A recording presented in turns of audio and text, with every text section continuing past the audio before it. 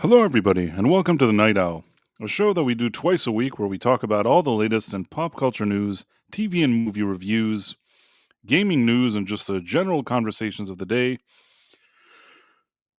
For those who don't know me, I'm Price of Reason, and with me, as always, is my co host, Professor R2. How's it going, Professor? Oh, it's going all right. Are you sure you're Price of Reason? It sounded like you forgot your name there for a moment. I did. I was hesitating, but then I'm like, I'm Price. Yeah, that's me. Oh, hey everybody. Hello everyone out there in chat. Great to see you tonight. How you doing, Price? I'm doing all right. I've, been a busy week, but I've got most of that behind me, so I'm doing much better. I feel like last time we did this, it's almost like I was I don't know how to explain it to you, but there were moments there in that stream that I kind of like went in and out of. I was like, I think you were talking to my subconscious.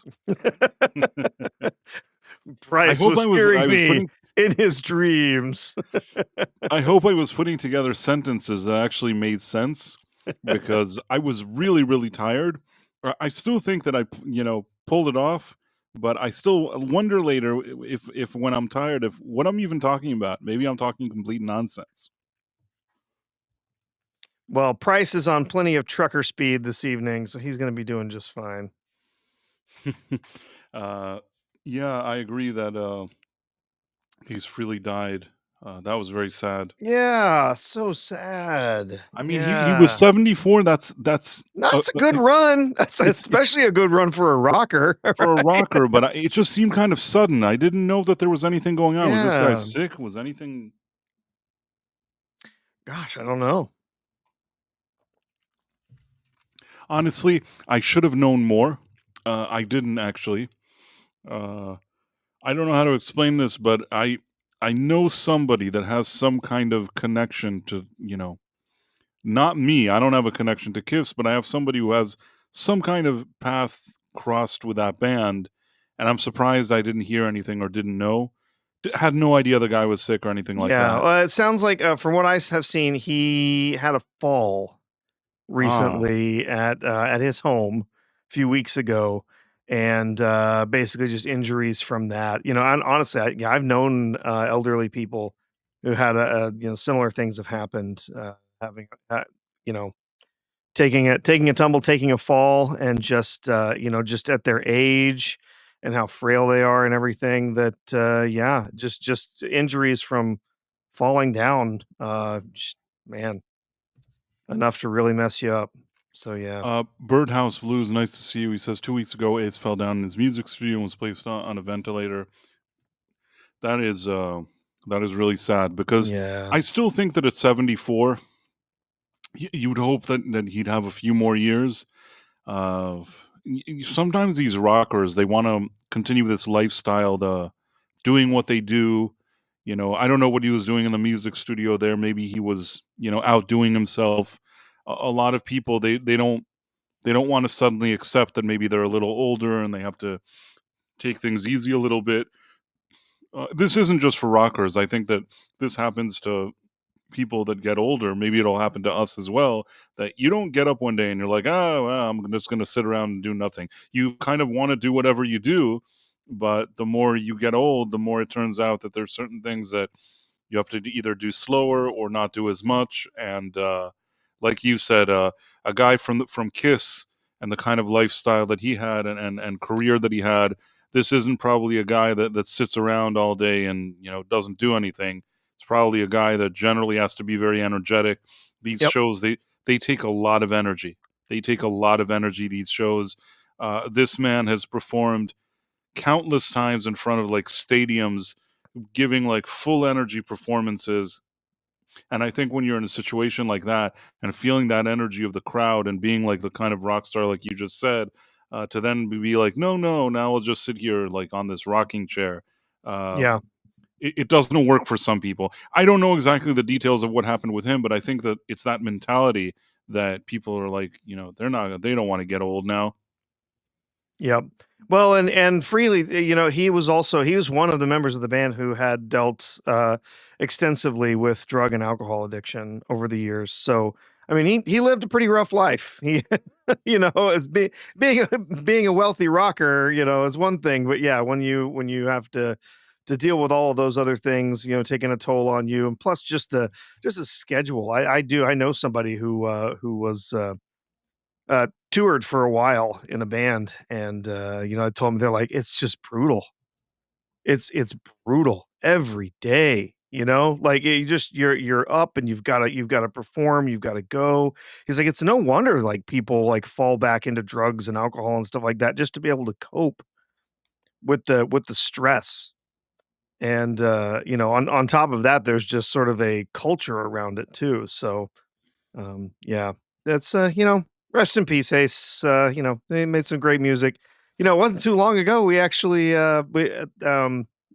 B-Sides had to cancel a show, so we hung out on Discord, and we watched Kiss meets the Phantom of the Park, the the 1978, 77, 78 TV movie that they made, which was almost an episode of Scooby-Doo. It was hilarious. Interesting. I didn't know. Um, Murroxer says Ace was one of the only original four members of Kiss I did not meet in 2003. He already left the band again by then. See pic to the right of me meeting them, but where do I see this picture? Oh, I in don't his, understand what he's saying. in his profile? I guess. Let me see, because it doesn't show me the profile when I'm looking in this interface. Let me see if I can find it. Uh,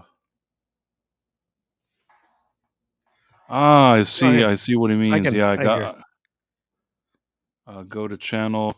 Yeah, I understand exactly There what you you're go. saying. Yeah. I've shared that. You have to, put it in presentation, but we can share it so people can Okay. see. There we go. Yeah. There's Mars' profile. Nice. That's still a cool Yeah. picture to have. Absolutely.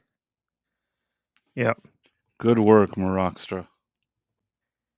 I have an absolutely amazing picture with the cast of the Mystery Science Theater 3000 live show when they were touring with Joel, and it happened to be their 50th show. So to celebrate, everybody was wearing their outfit. They weren't just in regular clothes, they were wearing their jumpsuits. So I have the whole crew and Joel all wearing their jumpsuits and us getting the picture together. It was amazing. Nice. I've met some interesting rock and roll people.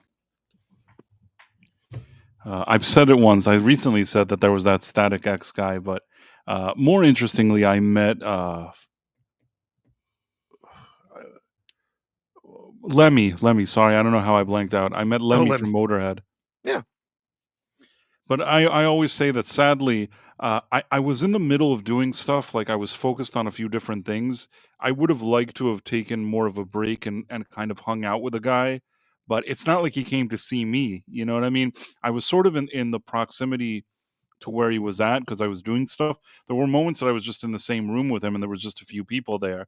And a few moments, I think he actually asked me something. Oh, yeah, I don't know, maybe just random things like, "Oh, what do I find this? What do I find that?" I don't know what. I just like answered him, but I could have been nicer. You know what I mean? Like, I wish I had maybe if I had a chance, I would have done something differently. It seems like a guy that it would have been nice if I had like a more lengthy conversation, but it is what it is. Still met him, and I think I've said it before. There's a picture that people can search on the internet. It's very rare. I mean, probably nobody will know of him that I took the picture because I was given a camera and I was said, "Oh, can you take this picture?" And then took the picture and it appears online, and I know that I'm the one that took it. So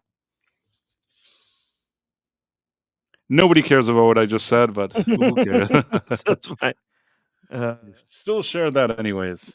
Uh, Sal the hamster on Rumble says you got to meet the Ramones. uh, that is a tricky question because the thing is they're not all alive.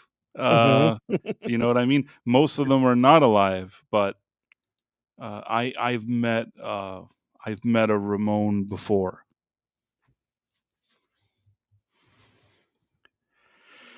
Anyhow, How many of the Doobie Brothers did you meet? Just kidding. I didn't meet any of the Doobie Brothers. Oh, no. Ramones, I actually met a few, but Doobie Brothers, I didn't meet any. Too bad. Ramones are they really kind of launched that whole punk rock thing, Oh, and absolutely they did, yes. Oh, no, I love the Ramones. They're great. yeah, so it's funny because, growing up, there like, earlier in my teen years, I would listen to the Ramones, and I'd be like, I wasn't fully on board with them because I played music and I thought, why are they only playing three chords? Why are they doing this? Why are they doing that?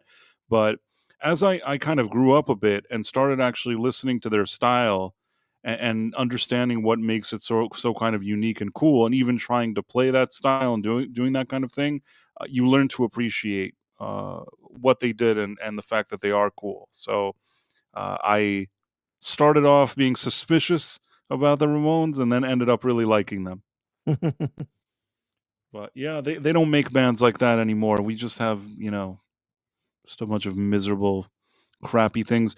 Couldn't even tell you each time now they bring another person, they're like, "Oh, look at this guy. Yeah, isn't he so good?" And I'm like, who's like the guy they have here? That I don't see any bands with guys that come out and act like dudes, you know what I mean, with guitars. I don't see people connecting this kind of distortion and doing this kind of rock and roll thing. Just a bunch of crappy. It sounds like AI already. That's why the AI is just going to replace them because they already sound like AI now. The AI is probably better than them because I can take like one of those crappy singers. Like I can take an AI, tell it to sing if you really want to hear like Sabrina Carpenter or whatever his name is. Her name is. I can say, hey AI, sing like Sabrina Carpenter, but instead of singing over a commercial that sounds like a jingle for like a toilet bowl cleaner, why don't you do something that's like cool with some guitars. I can do better than them now just with AI, and even without AI, I can do better with them. Honestly, I don't know how we got to talking about this. Sorry, Professor. I'm totally going off course here. Oh, because Ace Frehley died. Yes, yeah, Although I fine. probably am not honoring Ace Frehley by saying that I think all the artists now are crappy and I would replace them all. I don't think that, although, you know what? Maybe he would think the same thing as me. Probably if you asked him deep down inside, he'd think the same thing. I And mean, genuinely, yeah, I could technically, care less about any of the musical acts out there right now. Yeah, AI could do just as well as any of them, just the ones that we genuinely. have now, yeah. And Yeah. yeah, not a Ramon. I met a few of them, but it is Oh, what it okay. is. Not gonna. Istophobos says I know three of the Doobies. I hope you know Michael McDonald because man, that guy can sing. Even those kind of like love songs or whatever the kind. I can't believe I'm not in love with you. Like all that stuff. He's just a fantastic singer. I don't know if you know what song I'm talking about. I don't, not off the top of my head, no. There's like a song that he has that it's kind of like it then was like later taken by Warren G and Nate Dogg, and they did like Regulate based on the sample of that song that I was just singing. It's a really, really good sample. And Michael McDonald singing in that song that he sings is really, really good. Oh, yeah. Uh, Istophobos used to go to parties with Jeff Baxter. Jeff Baxter. I guess that's from the Doobie Brothers. I only know Michael McDonald. And I don't know him personally. Never met him.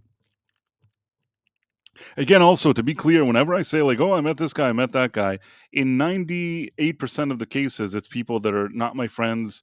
May not even remember that like they met me, or a lot of times it's like a work related situation. A few once in a while, there could be somebody that I actually know. It's not that I don't know anybody in entertainment. There's some people that I know and actually know pretty well, but the majority of the people that I've mentioned are people that I saw at an event or something like that. Maybe talk to briefly in some cases, maybe Yeah. like suddenly for half an hour, I'm in the same room with the person or hanging out with them or whatever it is.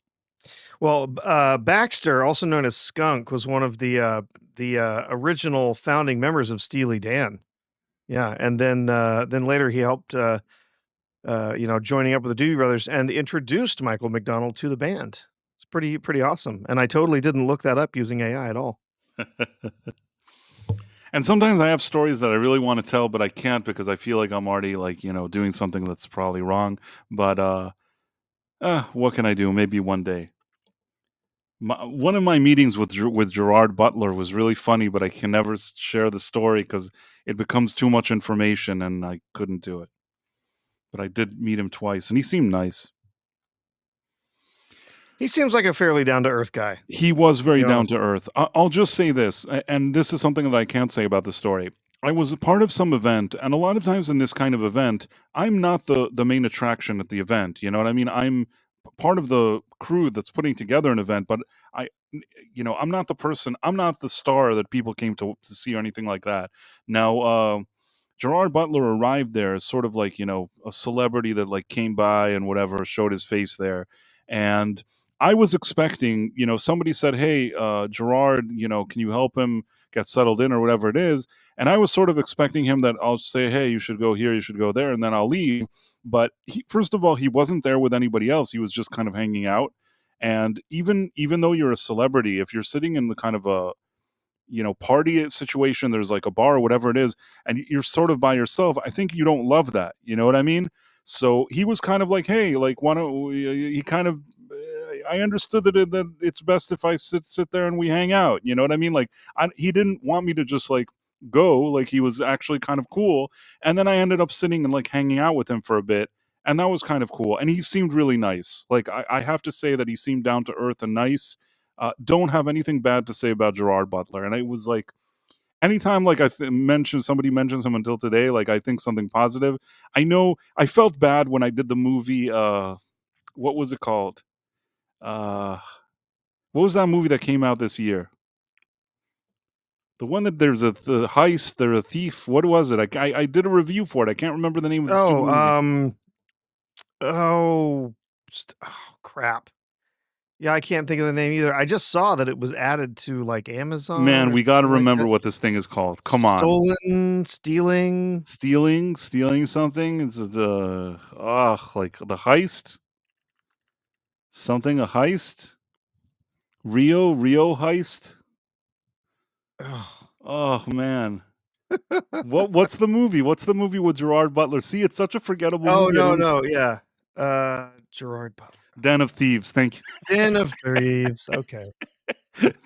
Thank you, Caleb Levine. It was Den of Thieves. So when I reviewed it, I felt bad because when I met Gerard Butler in person, he was nice, but I had to separate that. And when I reviewed Den of Thieves, I couldn't pretend it was a good movie. I thought it was generally not such a good movie. Although no disrespect to Gerard Butler, but I just didn't like that movie. Anyhow, we went all over the place. I guess we don't have to talk too much about politics today, but Trump Yeah. said he was going to meet with Putin or whatever it is. Yeah, he's definitely still trying, when it comes to Ukraine and Russia. He really does want to, bring all of that to an end. I'm not sure what else he can do at this point, but you know what? Good on him. Keep banging away. Keep trying to find something to try and, get those 2 sides talking and, try to end that war. I mean, now that, we've got the, ceasefire that, in Gaza, well, ceasefire on, sort of one side anyway.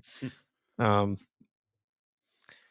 but yeah, Yeah, now that we've got that going on, he's kind of turning his eye back to, Russia and Ukraine, and, he's been making a lot of different threats about, what's gonna happen there and, again, hoping to get them back together, get them talking.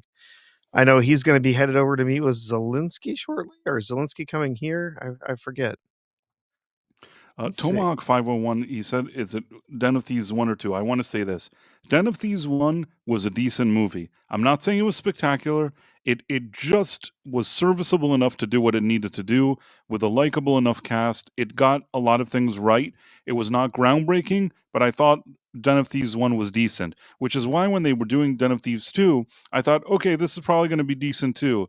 And unfortunately, Den of Thieves 2, you could tell that they just didn't have enough to work with. Like it wasn't rather than being serviceable enough, it was kind of below that. And that's really the issue I had with the second one. The first one I thought was a very decent movie. Not spectacular, but it was decent.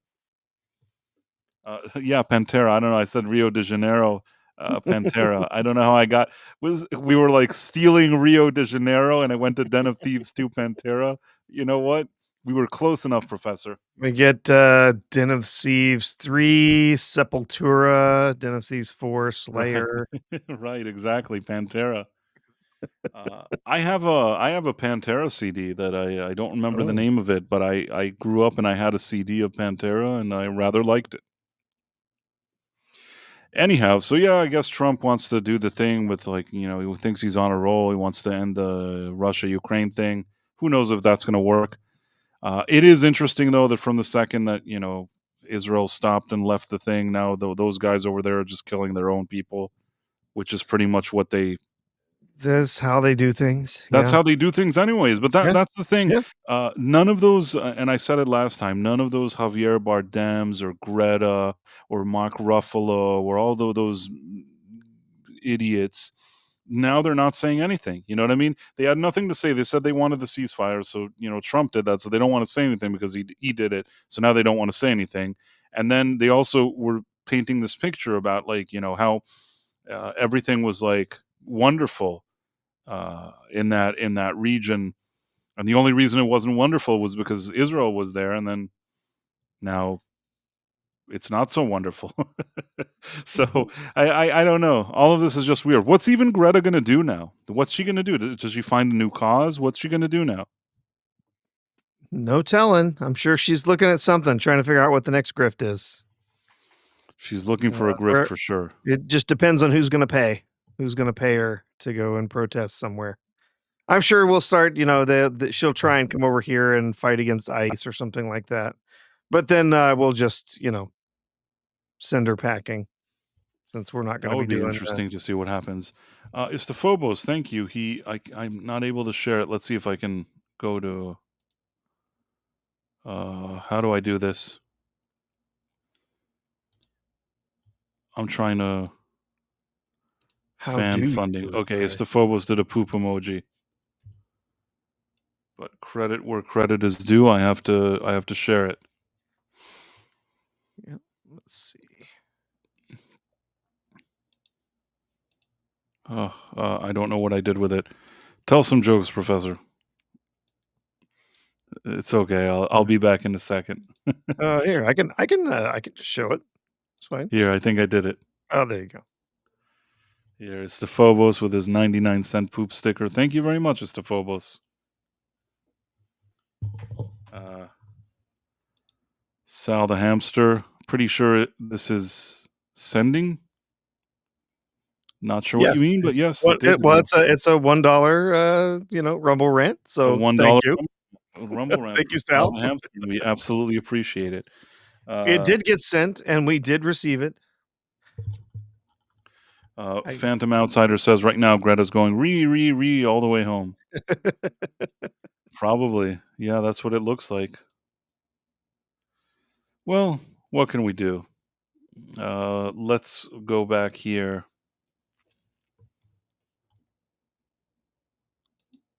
Yeah, sorry, Estaphobos, but we got your poop sticker. We appreciate that. You did well with this poop thing. And yeah, so who knows what'll happen there. I do want to know what happened to all those activists that had so much to say, and now they're so quiet. Oh, yeah, of course. Like, uh, nothing interesting for you to talk about now? Not excited, not happy about this whole, ceasefire thing, huh? No, not only that, they're not even saying the fact that, now they're being killed there by their own people and they're not even mentioning it. Doesn't matter anymore to them. The same people that they were championing 5 minutes ago are no longer relevant. If you Mhm. don't think that's weird, then I don't know what to tell you.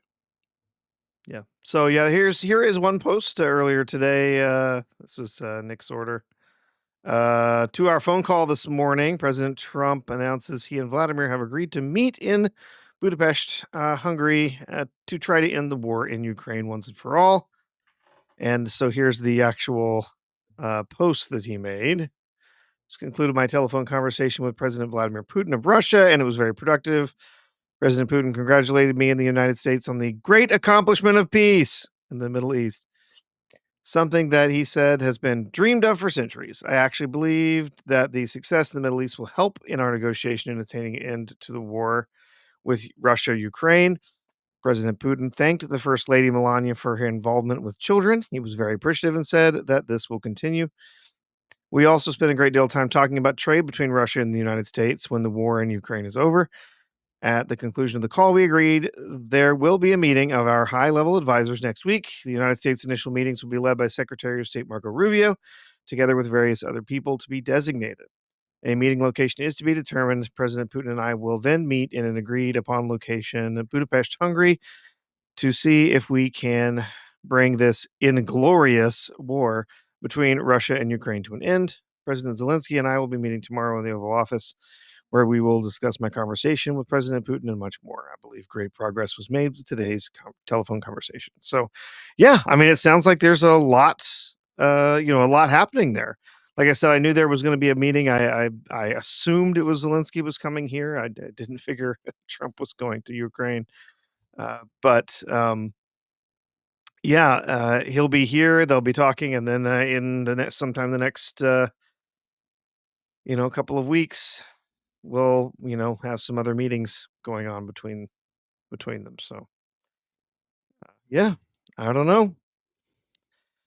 Sure would Yeah. be nice. I would rather not have Trump's been making some threats saying he might send Tomahawk missiles and stuff like that over to Ukraine. I'm like, oh God, please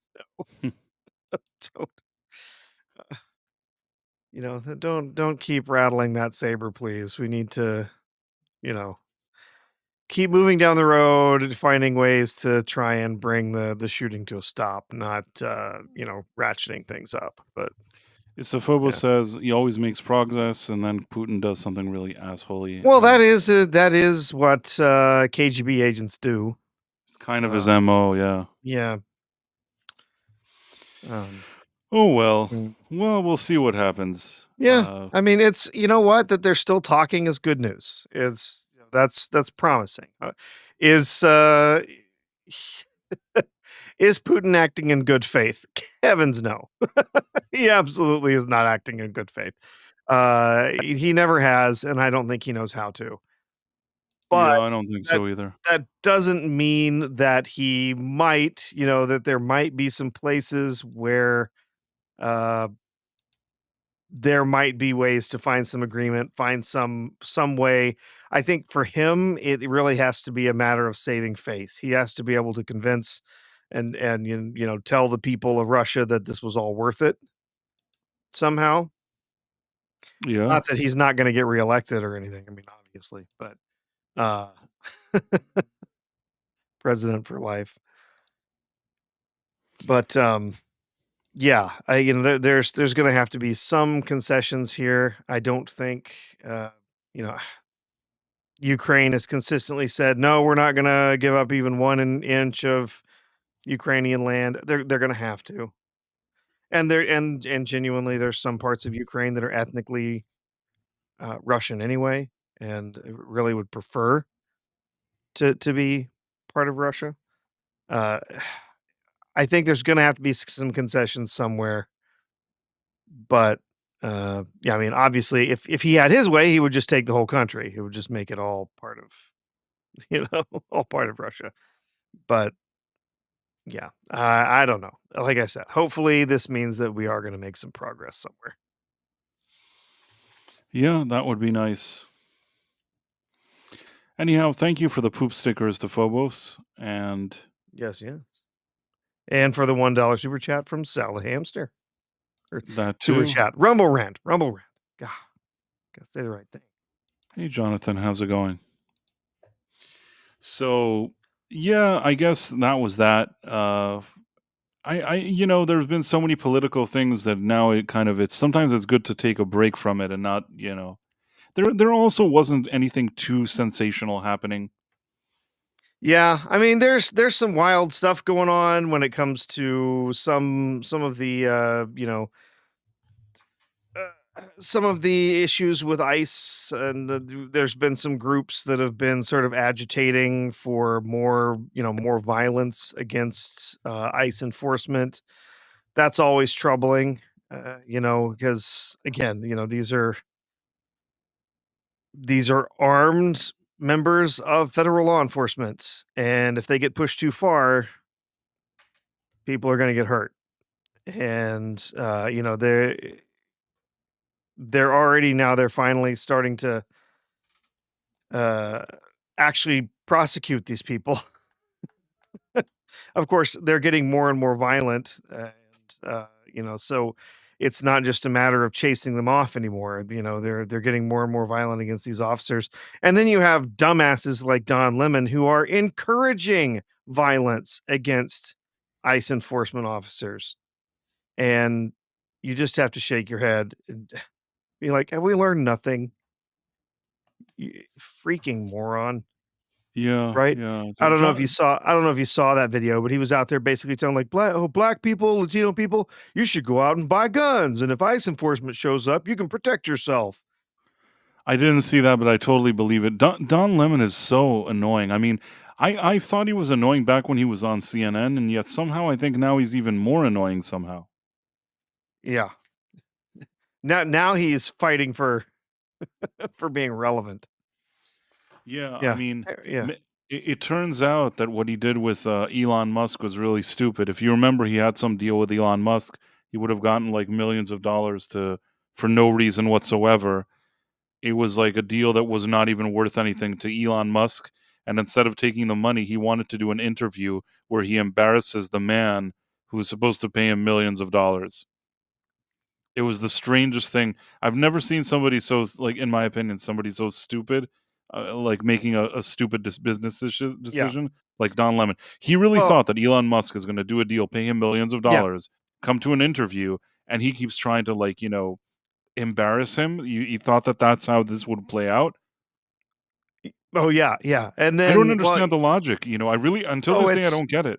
Oh, because he thinks he's untouchable. That's what all of these people in the press think. That's what all of these people who are, these commentators on MSNBC, CNN, whatever, they all think they're untouchable because, oh, they're quote unquote journalists. So they can say whatever they want and they can do whatever they want. And then they find out, oh, wait, when I go too far, I get fired. Or when I lean too far in one direction, we lose too much of the audience, and then I can't make money off advertising, whatever. So yeah, this was just a quick clip of something he was saying during one of his streams, podcasts, Black whatever. people, brown people of all stripes, whether you're an Indian American or a Mexican American or whoever you are, go out in your place where you live and get a gun legally, get a license to carry legally. Because when you have people knocking on your door and taking you away without due process as a citizen, isn't that what the Second Amendment was written for? Go back and read what the Second Amendment says. And perhaps it will knock some sense in the heads of these people who are saying, well, it's all great. I don't believe they're doing it without due process. They're asking people for papers. They're not really beating people up. These people are doing things that are illegal. Nobody is illegal. It is a misdemeanor to cross the border. Now, Black He people, keeps saying that stupid thing with a misdemeanor. He goes to people on the street and he's like, "It's a misdemeanor. It's fine." It's like, dude, It's a misdemeanor to cross the border. It's a felony to stay. right. What does he want? So He's yeah, absolutely lying. He keeps lying over and over again. it's constant BS. I'm so sick of these people trying to argue for these illegal immigrants. I can't take it anymore. It drives me insane. I see it on social networks. I see it from people in the real world arguing for this BS.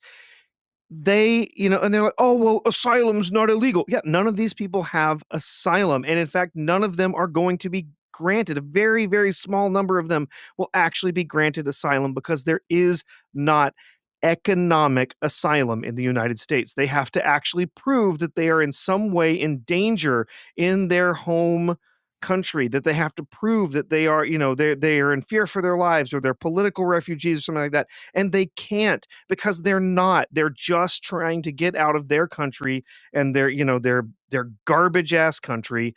And they want to come here so that they can get, I'm sorry, they want to come here so they can get welfare. Some of them want jobs, but not all of them. And we don't have that many jobs for unskilled labor here waiting for those people. And if you have jobs that they can fill, a lot of those jobs are already filled by Americans. We have, guess what, pretty high employment right now. So we're talking about bringing in a whole bunch of people who, they're not going to have jobs. So what do we have to do? Well, we have to support them with our social safety net. You have countries. You have states like California that are like, you know what? We're going to make sure we give health insurance, we give health coverage to all these illegal aliens because this is what we're supposed to do as a country. And they say, oh, we're going to spend, what was it, $2 billion on it, and then they end up spending 11 billion and then 18 billion, whatever. It's insanity. These people that have been brought over here, they were brought over here with the promise of asylum. And personally, I think that's sick. It's perverse that they were brought over here being promised asylum by the Biden administration. They were allowed to enter the country, allowed to get things set up so that they could come in here easily. And then they were given phones, they were given all of these different privileges and stuff. And they are not actually suitable for asylum. They're not actually going to get asylum once they get their day in court. So they're either going to stay here illegally, which is a felony, or we deport them. So it's this whole, oh, people can't be illegal. Yes, people can be illegal. Yes, only crossing the border the first time, misdemeanor. But if you stay here, felony. If you cross it again, felony. Stop trying to convince us that these people who have come over here are just these harmless people wanting a better life. We've seen better than that. We've already seen so many of these people who are just invading all sorts of different parts of our country, and they're not. I mean, they're all like military aged men. These are not mostly harmless little families coming here just trying to make a better life for themselves. Right. Yeah, yeah, it's definitely. But yeah, we've got Don Lemon's dumbass who's I out like there what saying, Phantom Outsider yeah, says. Lemon is more annoying now when he was no, is when he was contained on CNN. No one had to watch him. Now that he's free range, you can accidentally stumble on his clown arse. yes.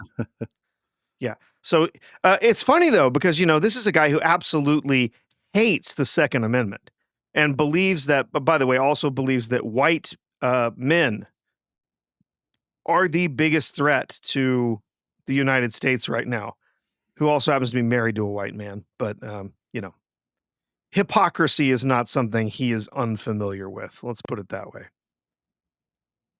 Yeah, that's true. Just unbelievable. Yeah. Oh, so now you're going to encourage people to go out and arm themselves. Of course, they're not going to go get trained and learn how to actually use those firearms. They're going to go out and they're going to buy a gun. And then when ICE comes knocking on their door, instead of them saying, "Hi, we're checking this, whatever," and looking at papers, they're going to start shooting at them through the door, arguing with them or whatever. And things are going to end up really bad for them. I see. And that's not good. And this nonsense about, they're beating people up. They're taking, but yeah, you know what? They have picked up some American citizens. They have picked up some people here who have green cards and are legally here. Guess what? None of those people were deported. Every one of them, they looked at their they looked at their green cards, they looked at their paperwork, and they were released. It happens. I see. Well, there was nothing we can do to fix it right now, but yeah, a Well, lot no, of of crazy course not. stuff. Nothing we can do. Davion Donaldson, hello, Price and our professor. My apologies for being late. Hope you're both okay. It's okay, man. Well, that happens We're sometimes. just glad to have you. No need to apologize. We're happy you're here. No need to apologize. And yeah, it's cool. And Don Lemon, in some of those interviews, he's like, "No, it's a misdemeanor. No, it's a misdemeanor." It's like, how many lies do you want to tell? It's not what you're suggesting. And there were a few people that were even he was trying to find black people that would agree with him, and they were telling him, "No, you're wrong. You're they're breaking the law." Now, I've told you this before, Professor, because I think that I'm more of a moderate person. There are situations that I feel bad for a few reasons. Now, wait until the end because I'm going to say this. It's I feel bad, but Yeah, the I feel bad part is there's people that because of Biden and his policies just assume they could just stroll in here and do whatever they absolutely. want. Now, Absolutely. the ones that are criminals and all that stuff, obviously that's bad. The ones that thought that they could do whatever they want, but they wanted to try to start a better life, or maybe they were looking for amnesty or whatever it is, they just didn't go about it the right way.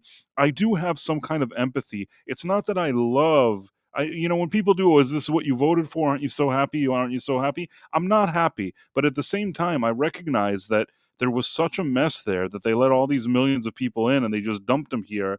And for so many reasons, that's bad that a crisis was created. And once there's a crisis like this, there's not really a lot of other ways to solve it. So I'm not sitting around cheering on one hand, but on the other hand, there's nothing you can do. And Don Lemon being a douche doesn't help this in any way.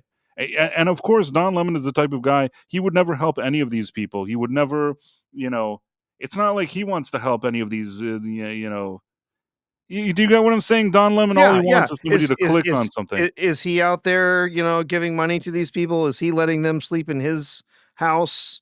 What? No, I'm sure he's probably paying some of them to, clean his bathrooms for him, but I doubt he's doing much else.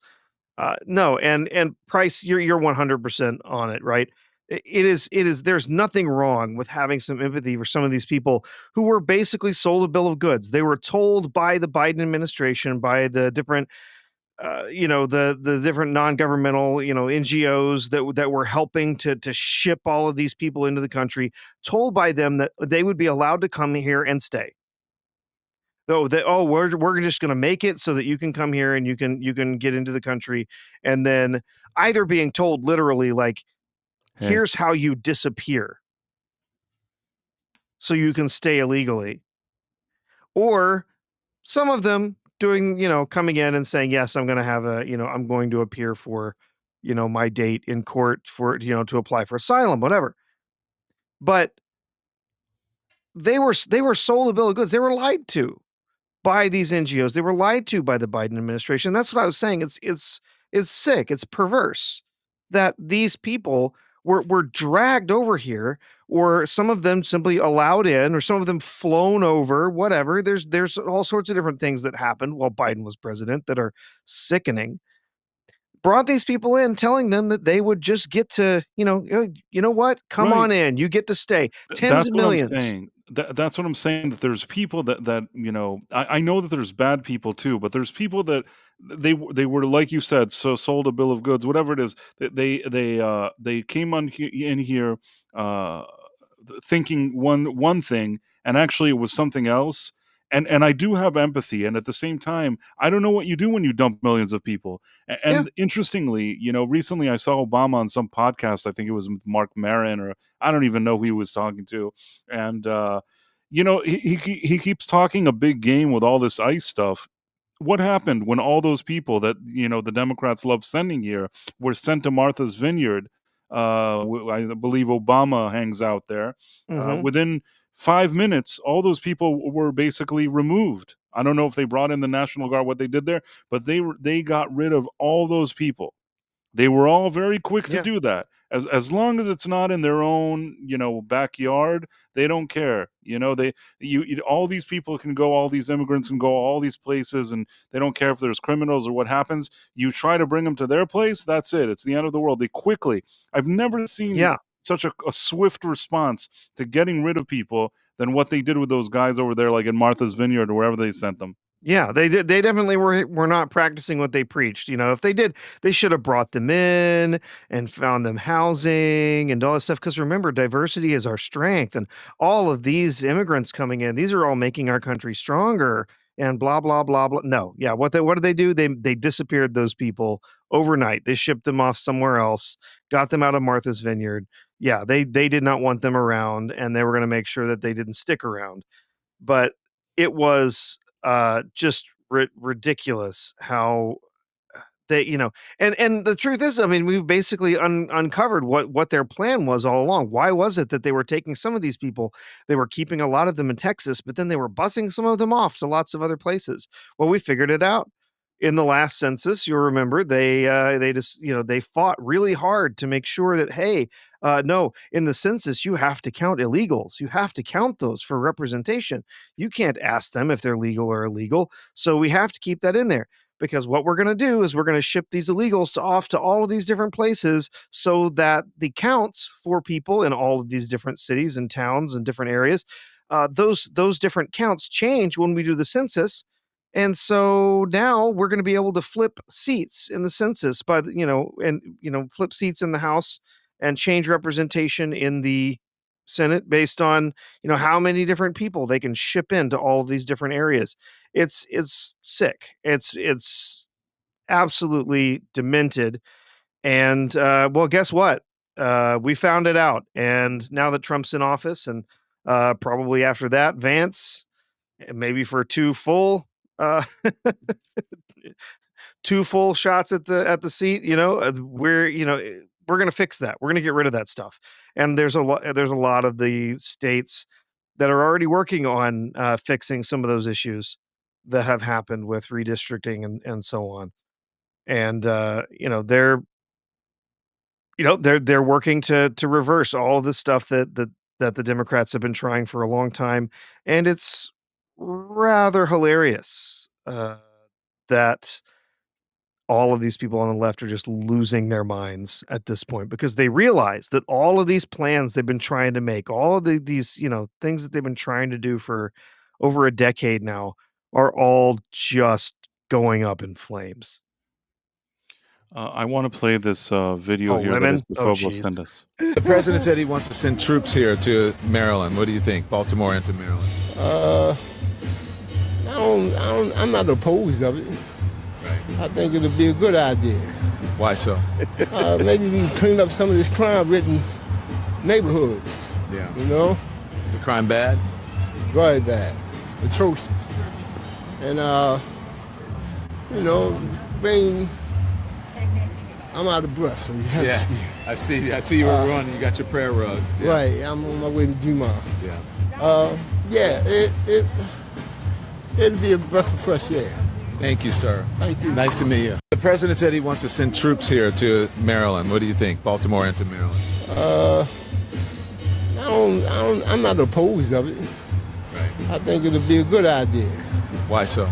Maybe Oh, yeah.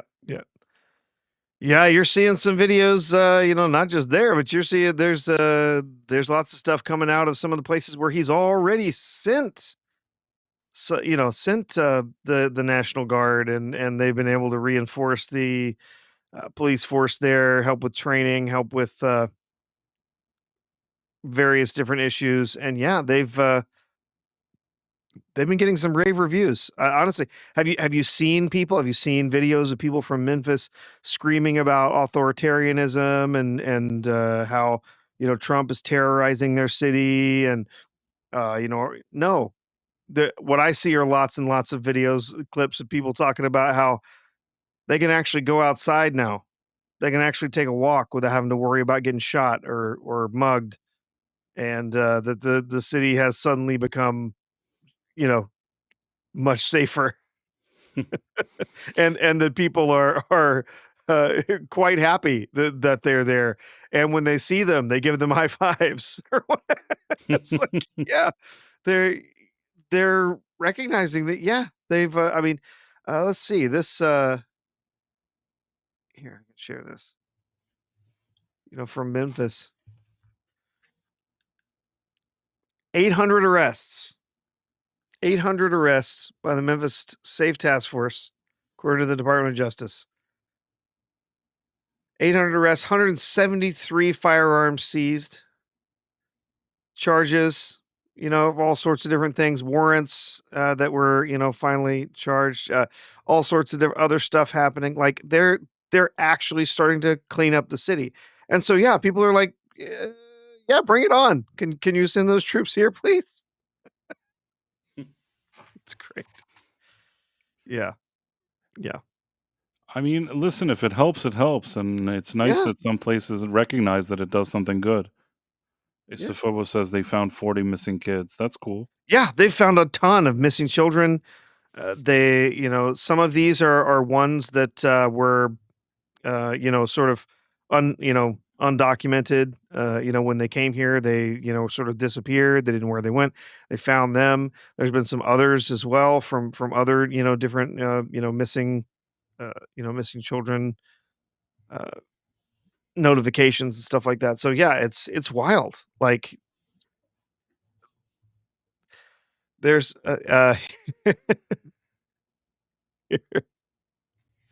You got something else? Okay.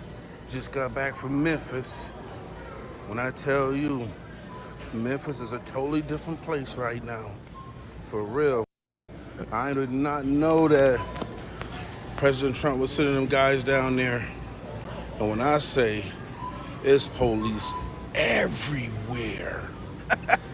For real though.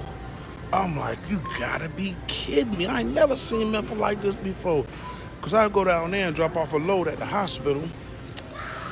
You see your normal scragglies, whatever. You know what I mean? Hospital, I don't know why hospital's always a place where they won't hang out at, but it is what it is. But traffic was different. Police is on every corner. I'm like, yo, I'm thinking that they was gonna send them guys to Chicago. I know, see, I don't go to Chicago, so I wouldn't know that anyway. But boy, Memphis, boy, I know they people's like, yes, crime is slowed down. I mean, it look like a totally different city right now. The vibes are different. I don't know, I guess it's just me, man, but Memphis changing for the good, y'all. As they should. The people need that, though. The people need to stop all this riffraff and all this craziness these young kids got going on, man. Scared to leave your house, scared to go to the grocery store, scared to go to the gas station. One time, I wouldn't even go to certain gas stations if I see too many of them out there. For real, I keep it pushing. I wouldn't give a damn if I'm about to run out of gas. I'm going to keep it pushing. So, right now, it's a totally different breed down there right now, boy. I mean, I'm talking about the whole boatload is down there. Police everywhere, boy. You know what I'm saying? So I know the people like, yo, we needed this. And I agree with them. I agree with the people. They do need that. They need peace and love. And I love you guys, and I'm out. yeah. Guess what? People like living in safe cities. Imagine that. Mark D with a C. So more police makes the city safer. Who knew? Mamdani in New York City doesn't think so. Yeah. Yeah, I think that's going to be a real issue with Mamdani in New York City. It's really Yep. sad because New York City is a place that I wouldn't want to see it destroyed. But man, putting that guy as mayor is just so stupid. Yeah. You've seen there's a bunch of police that have been saying that, officers saying they're going to retire. They're going to leave the force. They will not serve under Mamdani. They will walk away. We'll have to see how that all plays out. Sometimes people say stuff and you don't know if they're really going to do it. But all I know is there's sort of like an injustice in the world where some guy who's young has never really worked at anything at all. He's like a failed rapper. He has parents that like just kind of, whatever. Their whole ideology, everything like he believes in, things that he said, it's all like the like really bad kind of communism. There's not one redeeming quality about that Mamdani guy, in my opinion. Can't think of one thing. I'll give him this. He walks around and he smiles and he has this like grin and he shakes people's hands and he smiles. But beyond that, There's nothing about him that says that he could run anything or he should even be in that position. And the fact that he's about to win and become the mayor is such a disgrace. It's really, I'm not like one of those like weird those like when you see those hard left meltdown people. I'm not having a meltdown, but man, that guy shouldn't be the mayor. Forget about the fact that I don't even like his politics and all that. I think that the guy is just not qualified to do anything. He's just, what's he even doing there? It's like No, he's like no. an imposter. I don't even know how this guy is running.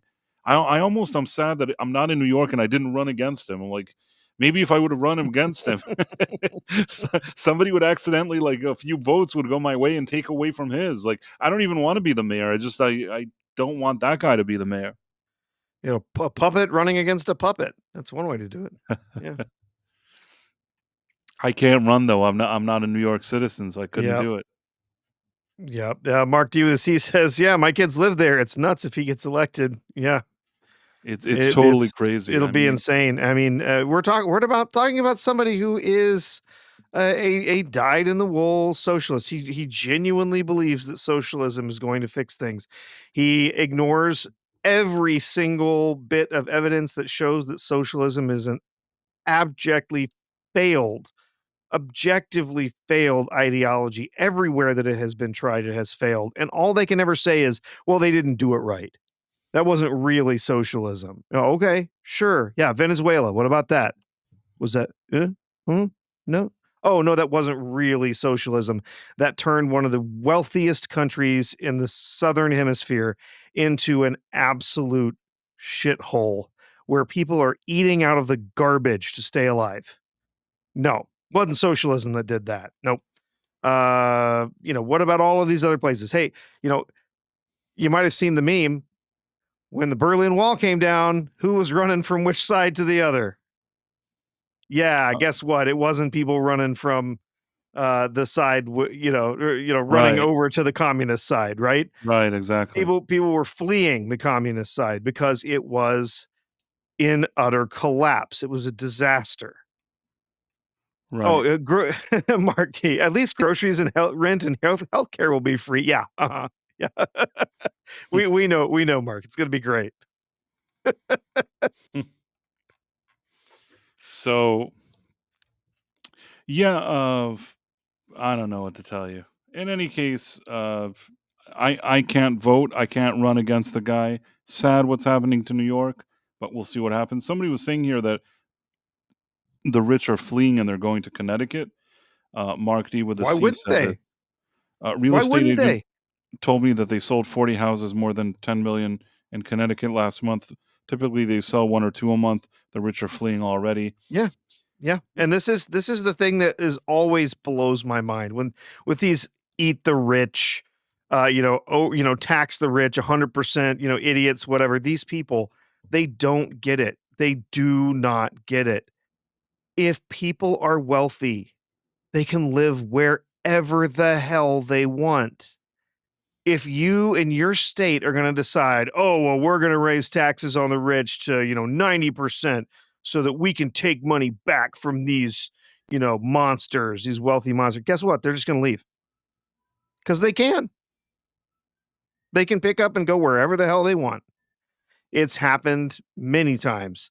It happened when in the 1980s they tried just absolute or 1970s when they tried just spiking the taxes in the UK. What happened? All these bands like Rolling Stones, they just left. They weren't Understandably. gonna they weren't gonna pay 75% of what they made to the government, so they picked up and moved to Canada. And did the UK change it, or what did they do? Well, eventually they changed it. Yeah, I mean it was a mess, but they never went back. I mean they went into the country, but they never reincorporated in the UK, right? And there's tons of examples of exactly that. If the wealthy, they can go wherever they want. So if you're going to try and we're just going to tax the hell out of you, they'll say, okay, well we'll take our money and leave. And then where do you get your tax money? Where are you going to get that from? Yeah. Oh well. Yeah. Everything's depressing, kind of. I don't know why. No, it's not. No, things Uh, things are. Things are I'm looking up, I wanna Price. see what Things are like, looking what's up. looking up? Tell me what's looking up. Well, we're taking back our cities. We are, the hey, look, the government's been shut down for what, like 14 days? No, what's happened? No, nothing. Like, who cares? Government shutdown, Democrats don't want to pay government workers. They don't want to pay the military. They voted on a separate bill. There was a separate bill today to keep the Pentagon paid and keep the military paid. Democrats wouldn't vote for it. They said no, not going to happen. So Democrats want the government shut down, but you know what? We're fine. Government, life continues. Uh, is what it I is. guess. By the way, did you see there was an article with Michael J. Fox today? I had seen something about it, but I didn't get to read anything. So I'm interested in this because I love Back to the Future. One I of my mean, favorite films. basically, it's nothing. I don't think it was anything groundbreaking, but what I liked is that he basically acknowledged. I don't know if I've heard him ever say it before, even with all the interviews, that Crispin Glover was indeed very difficult to work with on the set, Yeah, but that he still really likes his performance. So, he didn't mind, but he was explaining that there were things that, he gave an example that scene where he's like hanging up clothes. Uh, yeah, Usually an actor has marks. You have to be in a certain place here. You have to be there. The camera has to be following you, showing this, showing that. And I guess Crispin Glover, in a lot of like situations, he didn't like what he was told, and he wanted to do things his way. And in some cases, he's like, I don't care about my mark. I want to walk over there. And he was just making things kind of difficult. So they started putting like bags of sand around so they wouldn't be able to walk further, I guess, than certain areas. And they did that in that scene with the clothesline or whatever it yeah, yeah. is. The clothesline scene. Yeah, So basically, they had to keep working, thinking of creative ways to limit him so that he won't be able to go too far off from where his mark is supposed to be. I will say this though, you can say whatever you want. Maybe he was the most difficult person on earth. His performance as George McFly is nothing short of fantastic. He is absolutely amazing as George McFly. oh, he does I great. It's such a good performance. It's a type of actor. There's actors in this movie that I sometimes am surprised that we didn't see more of them, like Thomas Wilson as Biff. Such a great performance. He is so good as a bully. I Oh mean, yeah. Oh, y- I, Tom Wilson's great. He's he fantastic. I would have thought that after that he'd have more roles offered to him. I know that over the years you see him in like shows and things. He has like he gets gigs, he gets work, and he does his own thing. And even just being from the Back to the Future franchise, it's enough that he does these kind of meet and greets or whatever it is.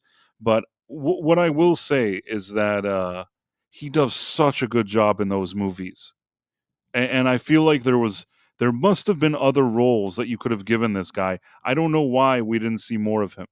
Yeah, I think part of it was just that he had a family. He had a life outside of being an actor that was extremely important to him. So, becoming a really big name, I don't know that was ever a thing that he really wanted.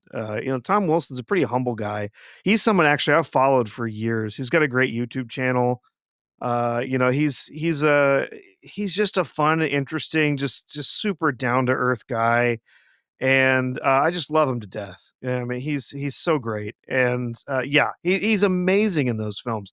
Even taking on even when I first saw him in the third film playing Buford, I didn't think it was him. I thought they hired a different actor. Like the way they had him Yeah, made no, up he and the was good. accent that he put on and stuff. At first, I really thought I was like, they hired a different guy. And then, like, I'm like, Yeah, "No, no, it was no, him. that's him. That's really him." Like, He does a he fantastic job. he was fantastic. It was, those 3 films are just lightning in a bottle. It just terrifies me to no end that one day there's somebody who's gonna try to remake that stuff, and it's gonna be an absolute disaster. Those 3 movies are so good. They're not perfect. They're not perfect. There's issues here and there, but for the most part, I mean, I'll say the first movie is practically perfect. It really The is. first movie is perfect. Is This one is of as close to perfect you're gonna get. Yeah, it's one of the most incredibly well done scripts with the setups and the payoffs and everything like that. That and Die Hard, two of the just most incredible scripts ever made. And the way that they have just the different themes playing out across the different time periods, the father and the son kind of having similar experiences in different ways, and how so how to life sort of repeats itself, that kind of thing. It's fantastic, and it's such a great story, great performances. It's wonderful. That first film, genuinely one of my favorite films ever. First But of the all, other it 2 are all also very enjoyable movies. They're very good. I mean, first of all, I want to say that, and I want to quote Script Doctor here, where he's like, "Oh, it always starts with the script." But in this case, the script is so good. Maybe it's because they had so many versions of it until they got it right. This this this movie went through so many changes. Initially, they wanted him to travel through time in a refrigerator. There were all these Yes. things there were all these things that they initially wanted to do here. It also had a darker vibe to it and a darker story and all this other stuff. And at the end, somehow they got left with the best parts. And what they did is just amazing. I always say this: the thing about a movie, one of the things that are always difficult is that you have the exposition. That you're now watching a movie and it wants to tell you about the characters, it wants to tell you about the world that you're watching and what it's all about. Now, this movie in the first act presents you with all these characters and lays the groundwork for him traveling to 1955 so well that whole Mhm. exposition and planting and setting up of the entire story in the first act is just one of the best I've seen to this day. Every single scene in that beginning, it's important to the movie. Like James Gunn says, it's very important, but this is really important. Every single scene is super important to the movie, and and it's a setup for something that happens later. There isn't one thing that happens in that first act that you don't see a callback to later. Uh, it's so good, and the best thing about it is when you're watching it, it doesn't feel like an exposition dump. I don't know how they did it. It's written so well that it doesn't feel like an Yeah. exposition dump. And then when you get to 1955 and all of those things they planted all pay off, it's just fantastic. And then that he has to come back, to 1985, and then he has all that stuff with Doc Brown and he's trying to get to him in time and the letter. It's just so good. It doesn't it really doesn't get anything wrong. Uh, there's little nitpicks that I could say that there's one part when he arrives in 1955. I don't know why it's dark and like 5 minutes later it's light. I assume there was something additional in the movie that maybe was cut out. But aside from like a few very minor, I have to be like, I'm a person that's watched this movie like 700 times, probably literally 700 times. Mhm. Oh, yeah, no, there, I've seen it more times than I can count, yeah. there's questions that I have that are legitimate, but it's not. It doesn't take away from how great the movie is. There's some Uh, people in chat talking about some of the other work that Tom Wilson did. Yes, he was in the Wing Commander games. He played Maniac. I remember, yeah, those, when they were doing which was it, Wing Commander 3 or 4? Maybe it was 3 and 4, when they had, the live action, segments in between. Uh, he's also, one of the or he's actually, I think he does a couple of characters on SpongeBob SquarePants. Tom Wilson does. he does. So yeah, yeah. I'm sure he could See, do great voices. By the way, Animanim says, "Waking up with Price's voice reminds me of what it used to be like to put the radio on in the morning while I get my coffee." I appreciate that. I was told that I was a nighttime voice, but if I'm also a morning voice, well, I didn't realize that, and I'm happy to accept that role. And somebody says, I think Mark D with a C said, Glover sued Universal over his likeness and Back to the Future with an actor made to look like him, and he won. Well, it was more complicated because what they did was in the first movie, in order for him to be young and old, they used like they took a mold of his face, so they'll have a reference for him being young and old. Mhm. Now in the second one, when they couldn't get him and they couldn't reach an agreement, and he had already would have been considered annoying to them anyways. Although I would have loved to have seen him again in that role, but it doesn't matter now what I think. They basically took a guy, I think his name was Jeffrey Weissman, who could do a voice sort of similar to him, and then they pasted his prosthetics, using that mold on his face. So now he was looking like George McFly, even though George McFly wasn't there. That's why a lot of people didn't even know that Crispin Glover wasn't in the movie. Now, in order to try to conceal this, they make him upside down. That's why he's like, "Oh, my back's gone, Lorraine." You know what I mean? Like, Mhm. uh, "You're right, you're right." But if you think about it, he doesn't really sound like George McFly. It's like it does sound like a cheap knockoff when you really think about it. Mhm. Whoever's that Jeffrey Weissman guy, nothing personal, it sounds like a phony baloney George McFly. He doesn't say enough initially. Like when I was a kid, I didn't really notice that much. But yeah, it's they did the best they could, under the circumstances in the terms of having the character in the movie and kind of fooling people. But they couldn't fool Crispin Glover, and he had realized what they'd done, and then he sued them, and he ended up winning. And at the end, they paid him all the money anyways. So it's kind of just annoying that instead of bringing him to be in the movie, they had to pay him anyways, and he's not even there. I don't love that, by the way. I'm going to Mhm. also say that, in part three, there's something that never makes sense to me. Uh, like the Martin McFly guy, he looks like Marty, but why would Martin McFly's wife look like Lorraine? Yeah. Do you get what I'm saying? Yeah. Nobody ever explained why she looks, unless there's like incest in his family. unless unless there's strange incest in the McFly family, how is it that the mother, his great grandmother, looks like his mom, and he looks like, I don't know how to explain this, Professor. There's something that doesn't work there. You know what I'm saying? Yeah, the similar the hairstyle and everything, like, yeah, yeah, it's weird. Yeah, I know what you mean.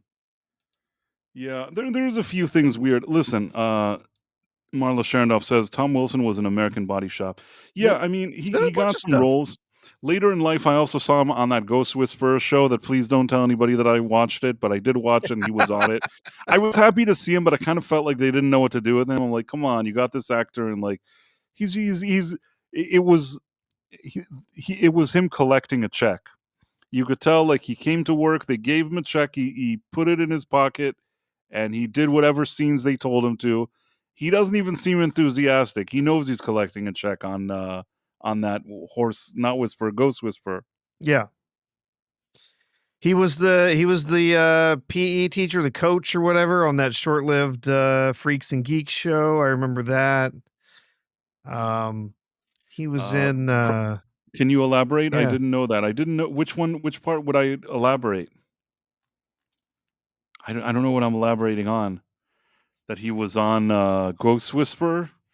Yeah, I think you probably. know what annoyed me. I'm going to be quiet now. I'm going to be quiet. I don't want to say what I'm going to say. I'm going to be quiet. Uh, oh, it's now it's like an itch. It's an itch, Professor. Yeah. What am I going to do? Should I just say it? I'm You gonna you get in you trouble here, but first of all, I have nothing against this actress, and I'm gonna say, like, I don't know her, and I have nothing against her. But there was a season, I could be wrong. Maybe I'm completely imagining it. You know what? I could be confusing something. On Ghost Whisperer, you had Cameron Manheim. Cameron Manheim. Is there such an actress? I think so, yeah. Cameron Manheim. There's some not Cameron Manheim. Shoot. What's her name? She's ugh. What's that lady's name? Ghost Whisperer. Okay, let me see. Ghost Whisperer cast. Cameron Manheim. Yeah, I was right. Okay. And for some reason, like Biff is romancing Cameron Manheim. And I don't know why. I kind of felt bad because it's nothing personal. It's fine. Like, I don't have anything personal against Cameron Manheim, but I felt like they could do more with Biff than let him be like the guy who's like the love interest for Cameron Manheim. and he like has to. He's like a police officer, and he's like trying to be sensitive or something. And I'm like, man, I'm sure that I feel like that Thomas Wilson guy, like behind closed doors, probably had a good chuckle about that role. You know, somebody paid him a check and he collected the check. That's all I'm going to say. Yeah. Cameraman. Okay, now I know who you're talking about. Yeah. Istophobo says she was really fat. I didn't notice. I didn't. I don't know what you're talking about. I do like Jennifer Love Hewitt. Jennifer Love Hewitt was the strong part about the Ghost Whisperer show. It was really the only reason to watch that. Plus, I like the idea of spooky ghosts, kind of like it's not. It was done in a way that I didn't mind. The fact that there's like a ghost that's like stuck between worlds. It's kind of like the movie Ghost. That like the ghost is like between the worlds, and he's talking to her, and she's the one that can hear like the spirits. There's a certain charm about that show, and I think like Jennifer Love Hewitt herself was just a perfect casting for it. It's not a spectacular show. You're watching something like that is the very definition of guilty pleasure. And all I know is that when I saw that Thomas F. Wilson was going to be there, I'm like happy. But then when I saw that they just have him like trying to romance Cameron Manheim, it's kind of a downer, Professor. I'm not going to lie to you. Mm-hmm. You know what show I've never watched an episode of? What? Ghost Whisperer. You know what? I'm trying to think why I watched it. I don't even know why I watched the show. It's a show that I should never have even watched. And we all have guilty pleasures, Bryce. It is absolutely a guilty pleasure. I think that even while I was watching it, I said to myself, I hope nobody ever discovers that I watched this. I watched it and I felt bad while watching it. I'm like, I don't know why you're watching this. People could legitimately make fun of me for watching that show, but I don't know. First of all, Jennifer Love Hewitt really sells it. In the early, they also have like Jay Moore, who's like a comedian, and they have Jamie Kennedy, and there was a certain charm to that show. Like a lot of it is the casting. I think that she does a good job there overall. But there are the things that happen on that show that are just ridiculous and stupid. Tomahawk 511 said, I'd rather watch a non-woke bad movie than a woke good one. That one was still in an era where I don't think that they really wanted to bother you with all this woke stuff. It's like, Jennifer Love Hewitt is walking around. She usually is dressed like rather, in a rather appealing way. Ghosts want to show up and talk to her, and there's kind of like that spooky thing going on, and she's trying to fix things with the spirits. And every week also, for the most part, there would be like an episode of the week. That week there's a ghost that like has a certain issue and she has to fix it. There were a lot of great guest stars as like ghosts as well. So Jay Moore is married to the widow billionaire that owns the Lakers. I did not know that. Jay Moore is very naughty. How did he get married to the Lakers billionaire woman? Did not know that. She looked rough on that show. She was so cute in Party of Five. Okay. She was on the younger side in Party of Five. Obviously, by the time she did Ghost Whisperer, she was older. I don't know if I would say she looked rough. I mean, I think that, I think for the most part she looked okay. I don't know. I reject your theory about her looking rough in Ghost Whisperer. I think she looked fine on that show. Let's see for a second. Here, let me show you for a second. Look how they used to make posters. Are you with me, Professor? They wanted to sell a show. Do you know how they used to sell it? I'm going to show you a poster now for this show. Yeah. This is how they used to sell a show. Like, when was the last time you saw, like, CBS or NBC, like, say, look, like, we have a new show, and this is, like, their poster. And it stars an attractive woman. Right. I don't think she looks rough here, Phobos. I'm sorry. Like, Dude, rough. This is rough for you. I don't know what you want, Estephobos. I think I have all the bikinis. She looks rough. I don't know, man. I don't think that this is bad. Uh, way too much makeup, man. I don't know.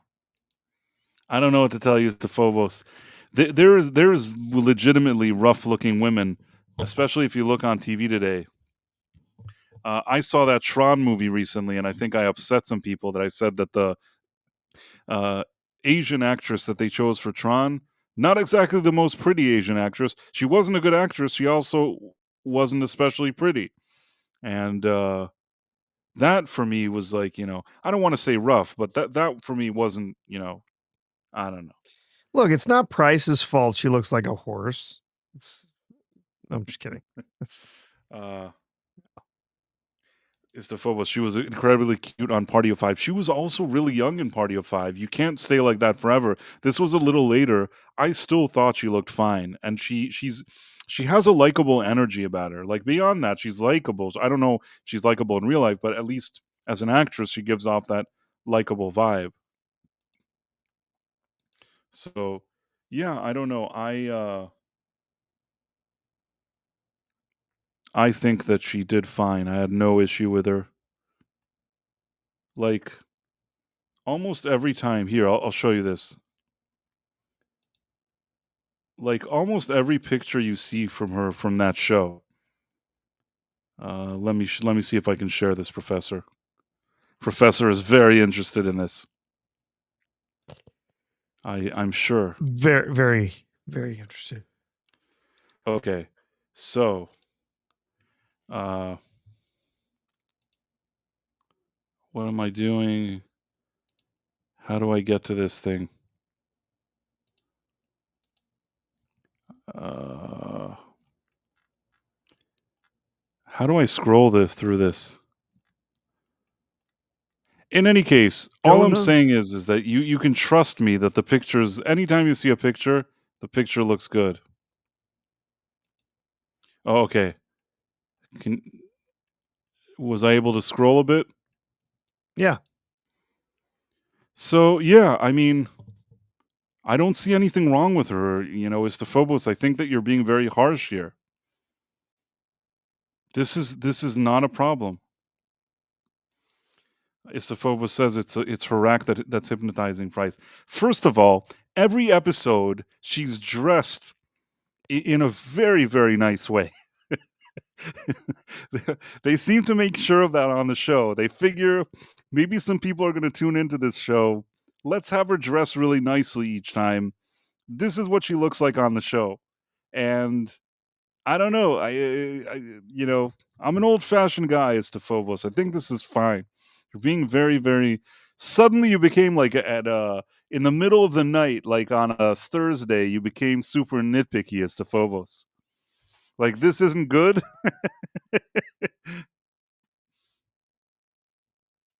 Looks fine to me. Looks fine to me too. I don't know. I don't think. I think that only Estephobos has an issue here. Most people do not have an issue here. Now, I don't know what she looks like now. I'll give you that. I haven't seen her. Actually, to be honest, I saw her in that I Know What You Did Last Summer, or whatever that is. Have to admit here, she has put on. I don't want to be mean because I don't care what she does in her personal life, but she put on a lot of weight. And for that movie, I would think, they paid her a lot of money, You know what I'm saying, Professor? Yeah, you just you work hard to look good on screen. And just so you know, that in her face, she still very much looked like her. She aged like gracefully. It's just that I think she just doesn't care, and she's like, screw it, getting my check. Like she doesn't, she didn't really think about it. With all the AI voices modulators out there, that could be one of you two for all I know. What are you talking about? People have asked me before if I have an AI modulator voice thing, and I don't even know where to get one of those. I don't have it. Whatever this is my real voice. Like if you met me and you talk to me now, this is it. This is what you'd hear. For good and for bad. I don't even know if it's good. It's kind of weird. It's a weird voice, Professor. I don't know what you're talking about, Bryce. You have a modulator now. What? Huh? Oh, sorry. I'll turn the modulator back on. Sorry, that was my real voice there for a moment. If you didn't know, I am from the depths of hell. Apparently, no. Well, Yeah, I have some voice effects I can do with my with I my don't think newer I have audio any voice interface. effects. I don't know what to do with Yeah, them or what to put them on or whatever. But I all I can say is that I there's a lot of things I agree with Istophobos on. In this one instance, I'm gonna have to kind of, take a different position here personally because this oh, Price went nuclear. He'll be back. There he is. this was my fault. It's not that she's ugly; she's just rough. She really peaked in her early 20s. You know, I don't know what to tell you. There are actresses that you could say, "Oh, they aged better" or whatever. It's always a challenge when an actress, became the most popular she's been. Like when she's 20, it's always going to be a difficult struggle to maintain that look. You're always going to have a difficulty. But I think that she aged gracefully. Even more than gracefully. Like I think she aged very nicely. That's fine. I don't think there's anything wrong with it. If you enjoyed when in your youth watching her in her youth and Party of Five, well, I think that you're not going to see that again either. I mean, there are plenty of actresses that in a certain age and a certain time looked a certain way, but then something changed. I'm trying to think of other examples for this. Yeah. I'm trying to think I of mean, who was like spectacular when she was young, and then I don't um, a lot that looked spectacular when they were young and kept looking good. Like Jennifer Connelly looked good when she was young, but then she kept looking good. yeah, I was gonna say, there's Jessica Alba. Like I think she still looks great. Still looks great. Yeah, she looked great then. She looks great now. So not a Yeah. good example. Those two are Not not a a good good example. example. Halle Berry looked good when she was young and continued to look good. Yeah. Haven't seen her recently, but usually when they show a picture of her, she still looks good to me. Charlize Theron looked good young. I think she still probably looks good now. Oh, okay, okay. I got one for you. I got one for you. I hate to say this, it makes me feel bad, but I got one for you. Are you with me? Okay. Nicole Kidman. Nicole Kidman, when she was like in Batman Forever, she looked so good. That was like the best Nicole Kidman ever looked. And there's nothing like she just wasn't able to keep whatever that is. Like I told you Connolly like is more of a graceful aging. There's ones somehow Nicole Kidman doesn't quite look. Maybe she got surgery. I don't really know what it is. Yeah. Yeah. There was one I saw the Denise other. Richards also she looked so good when she was young. Yeah. I think with her life, served her some complicated situation also with her marriage and whatever. In that Charlie Sheen movie, man, she looks. I don't want to sound like it's the Phobos. I don't want to say she looks rough, but she doesn't quite look like the Denise Richards of the past, if you know what I mean. Yeah. And there was It's somebody I going under thought the of. knife too young. Yeah, I think. Oh, Yes, Meg Ryan. absolutely. Yeah. By the way, Stephen Mack, I'm happy to see you here. I want to tell you that I apologize that yesterday when I showed a few clips of that stupid Freddie Mercury thing, it was just a show because I didn't like it. But I think you got the impression that I was like enjoying it and you ran away. So happy to see you here again. I felt bad because like I obviously was not showing it because I liked it. I was showing it because I was concerned about what AI was doing. So just wanted to clarify that. Michelle Pfeiffer played Catwoman. She looked great. Uh, Mhm. by the way, Michelle Pfeiffer aged gracefully. If you see her, like, and she's not young. I think she's like in her 70s or something. I think that most women could dream of looking in their 70s, like Michelle Pfeiffer. If you ever see her even recently in like Yeah. events and stuff like that. There was somebody I saw the other day, and I was like, "Dadgum." It was Shelley Long, yeah, I haven't seen Shelley Long in a long time, but Nicole Kidman in Batman Forever. Let me see. I want to find a picture of her it because was Eliza Dushku. I saw the other day and thought, "Dad, wow, like she hardly looks like she's aged at all." Eliza Dushku? Yeah. Remind me, the American Pie, what is she? She was in Buffy. She was in a couple of other things. Um, Okay. I always remember this. No, I know now. She's the one that did a phony. I'm sorry, I don't want to say phony. I'm going to take back. I have to reword this. She's the one that accused somebody of a Me Too situation, got paid $9 million, and in my she opinion, was one of those. Yes, I believe. Yeah. I kind of like, I don't think that was a very nice. I I don't know how to get out of this nicely, Professor. I think she was Yeah. very harsh. It's fine if she got it and they paid her and all that, but man, I understand. Somebody told me that in her youth she went through stuff, and maybe that trauma of whatever she happened to her in her youth was suddenly applied to her being on the set of this other show. But I think that what she did on the show and like her accusations there Yeah. seemed way over the top to me personally.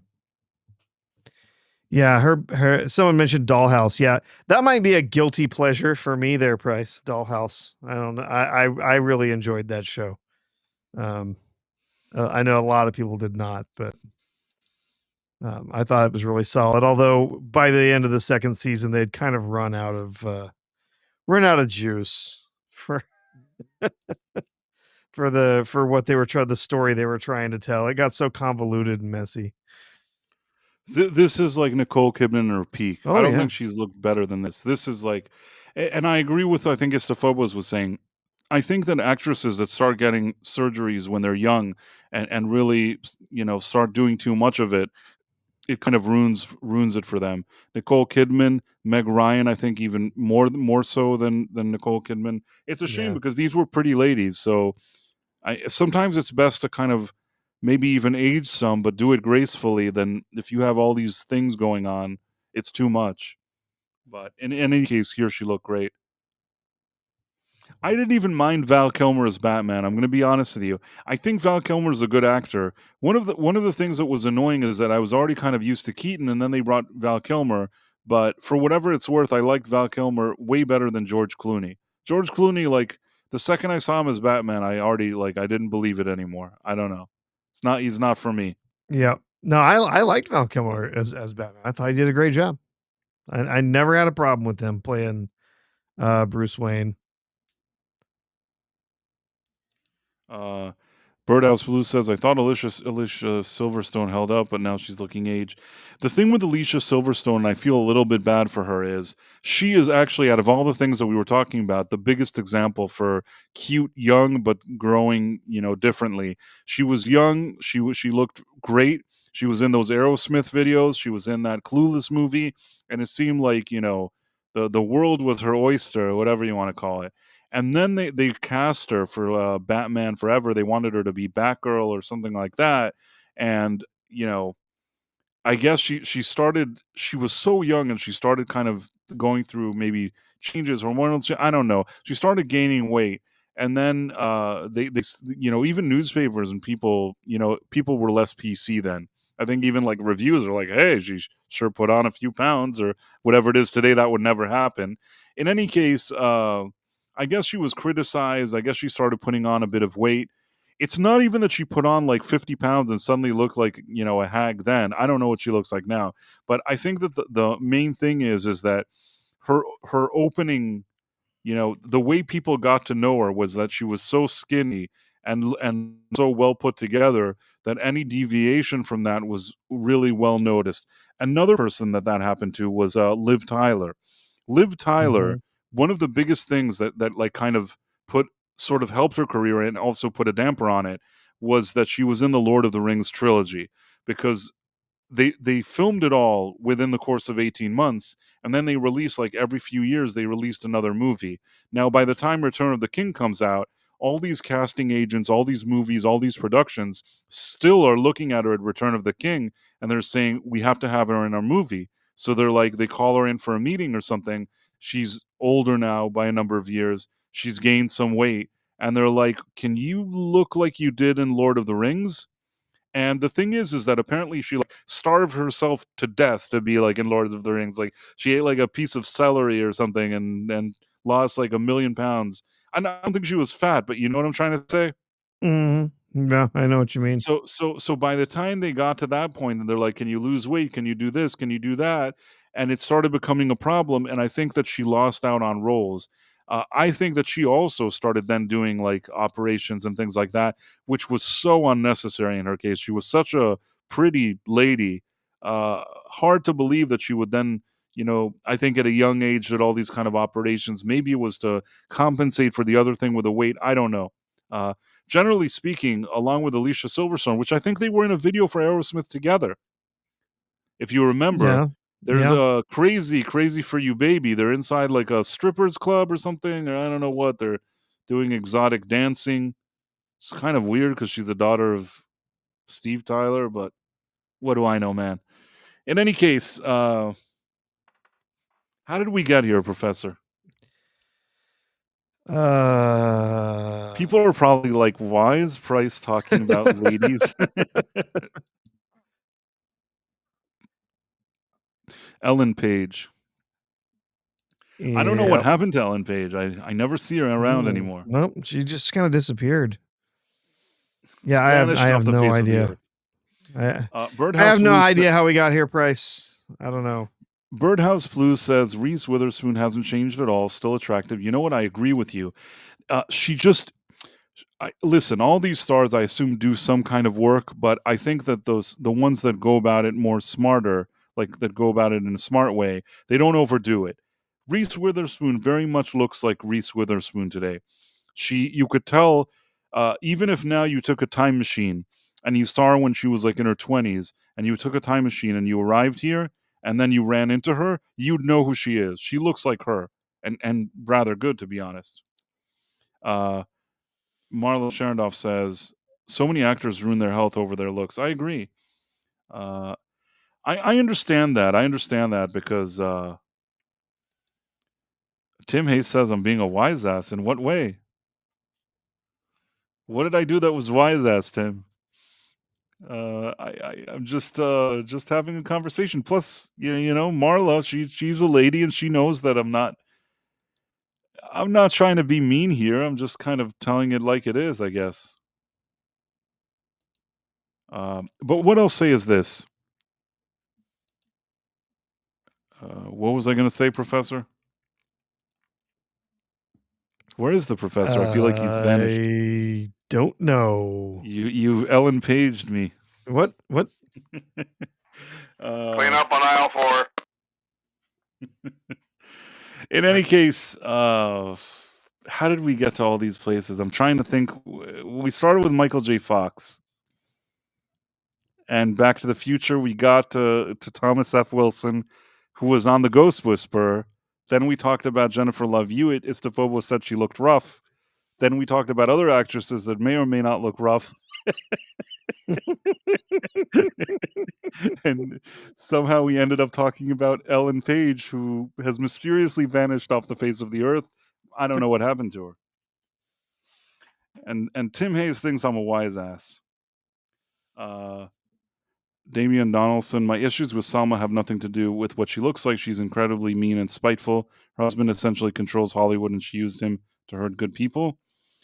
I don't know all of that. I will say that she, if nothing else, she does look nice.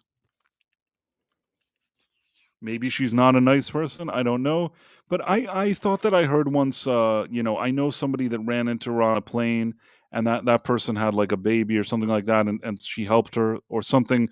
I heard something positive about Salma Hayek. So I don't want to say that. Don't get me wrong. Her marrying some like big billionaire, probably like that success has gone to her head a bit. And it wouldn't surprise me if she's like a bit, you know, on an ego trip or whatever it is these days with like the insane amount of money that she has. But at the same time, I don't know. I've never met her, so I can't really say anything. I saw her in Dusk Till Dawn for the first time, and since then I've always had like a good feeling about her. Yeah. Um. Who's her husband? He's some very, very wealthy man. He seems like a guy that she may or may not have married if he wasn't a billionaire, from what I recall. Mhm. Let me try to find this. Selma Hayek, husband. Okay. Are you ready? Sure. So, this is Selma Hayek and her husband. I hope you're ready for this, Professor. He is apparently some big time billionaire. And he looks like a guy who, if he married Selma Hayek, it's probably because he's a billionaire. Is that a terrible thing for Francois me to say? Henri Pinault. Is that a terrible thing for me to say? I mean, it looks like a James Bond movie where the villain. Do you get what I'm going with this, Professor? You know what? I'm gonna fight you on this one, Price. I think he probably is just a really amazing guy. Has nothing to do with the billions of dollars, stuffed in his pants. No, he's just a really great guy, and that's how he She loves his won Salma personality. Hayek. She probably Exactly. just, he walked up to her on one day and he's like, "Hey," she didn't even know who he was. Like, she just thought that he was just like John Smith, and he started talking to her and he won her over with his character and personality. Exactly. That's what happened. And I'm sure like she won him over with her personality as well. Both of them. Both of them won each other over with their personality. No, she won him over with both of her With personalities. both of her personalities. But I really get a James Bond feeling. I don't really even know if people say like he owns a lot of stuff. I don't know what he does, but this like all he needs to say is like, "I expect you to die, Mr. Bond," and then like this Oh would my be his God, he Bond does deal. look like Goldfinger. He does look like him. This is like a Goldfinger type of situation. No, Mr. Bond, I expect you to die. And even Selma Hayek in this picture looks like she knows that like this is a Bond type of situation. She's going through the motions as well. Maybe I'm wrong. Mark D, you're telling me there's a chance if you have a few $1 billion, yeah. But I have to say one thing. If you look really nice, you're a woman, you look really nice. I mean, I guess that's what you do. Find a billionaire, right? I can't hate on her or Sometimes. anything. Sometimes. See, like all the pictures they show of him, he looks like Goldfinger, and she like is not Goldfinger. Am I right? No, she does not look like Goldfinger.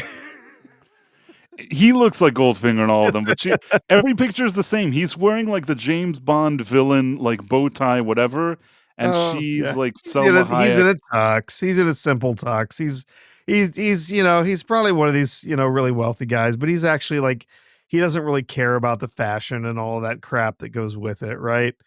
So, yeah. Every picture like has the same motif. That's all I'm saying. But whatever. Uh, it's fine. See, even here, okay, here he didn't wear the bow tie, but like the motif is always there. Like it's always the same type of situation. Oh well, it is what it is. I don't even know what her husband does. I do know that he's a very Yeah. rich man. She is a gold member. She is a gold member. This is like such a a top shelf conversation, Professor. You weren't expecting, and then in the middle of the night we were We going were to just say gonna that Selma Hayek's wife looks like Goldfinger. You weren't. It wasn't on your Nope. bingo card. Nope. No, I had no idea that was what was coming, but yeah, you mentioned Ellen Page. I don't know whatever happened to her. Just totally unrelated note here. This is an interesting story that I saw over the last couple of days. Did you know that they found that the number of college students in schools who claim themselves as transgender has dropped significantly over the last couple of years? It's almost like it was a social contagion or a fad or Fad. something. Yeah. New report by Eric Hoffman shows sharp drop in young people identifying as transgender or queer. Coffin suggests shifting cultural trends, and also evidence shows improving mental health. Imagine that. That's All fascinating. possible. Surely those things have nothing to do with each other, right? Just just The thing is correlated. that it's possible that there were people that were in that suddenly there were so many in that category, and in such a short time the category skyrocketed with so many people in it was a bit strange, in my opinion at least. I Mhm. see that Estefobos sent me something else before, and he wanted me to share this. This is a bit of a surprise. I think that it's a clip of Don Lemon making a fool of himself again. So I'm going to share it because I respect Estefobos, and if he wants to see Don Lemon embarrass himself, And if yeah, I'm all down for watching Don Lemon just make an ass of himself. That's never President sent off the armed table. troops here. Yeah, I think it would be a good deal. You do? Yeah. All right. What about you, sir? President sent armed troops here? Yes. You think so? Thank you very much. The president sent armed troops here to Baltimore? Yeah, because I'm a troop. The president wants to send troops to Maryland, to Baltimore. What do you think? I mean, I think it would help. My husband was murdered 2 years ago, and nothing was ever done. Murder where? At home? Right out in front of our house. Sorry. It was a carjacking gone wrong, and they shot him in his head. Killed him instantly, so... But again, our lovely mayor didn't do nothing. Did they ever find the perpetrator? Nope. So you want to see it? Yes, I want justice. You want justice, and you would like to see the troops here in the National Guard? Yes. It's getting out of hand, Yeah, man. All these please. killings all the time. You know, the murder rates going higher and higher. Like, send the troops to straighten everything out. You know what I mean? And then, make Baltimore great again. So you're in favor of sending armed troops here to help? I mean, if that's what y'all need to do, go for it. It's like survival of the fitness around here. I think it'll be a good idea. Why so? Maybe we can clean up some of this crime-ridden neighborhoods. maybe we saw You this. know, Is the crime Yeah, I bad? saw this guy. very bad, atrocious. I hear a common theme from people saying the kids, it's kids, it's kids, it's kids. It starts at home. The kids of today. You remember the kids of yesterday when you couldn't get on the back of the bus? The kids of the day would have burned the buses up and flipped them over. Don Yeah, Lemon is just such a stupid guy. just such a loser. I can't. Yeah. What did you think their answer was going to be? No, get out of here. We don't want you to come in and fix all this crime. We like living in this crime-ridden city. Yeah, it's hilarious that all of these, it's these champagne liberals, ivory tower, liberals who they live in their little gated communities, far away from the crime, far away from the homelessness, far away from the drug use and all the other stuff that's going on. They just think, oh no, we know better. No, these people are fine. They don't they don't need extra help here. No, all the shootings and stuff, those will all stop when the racism stops.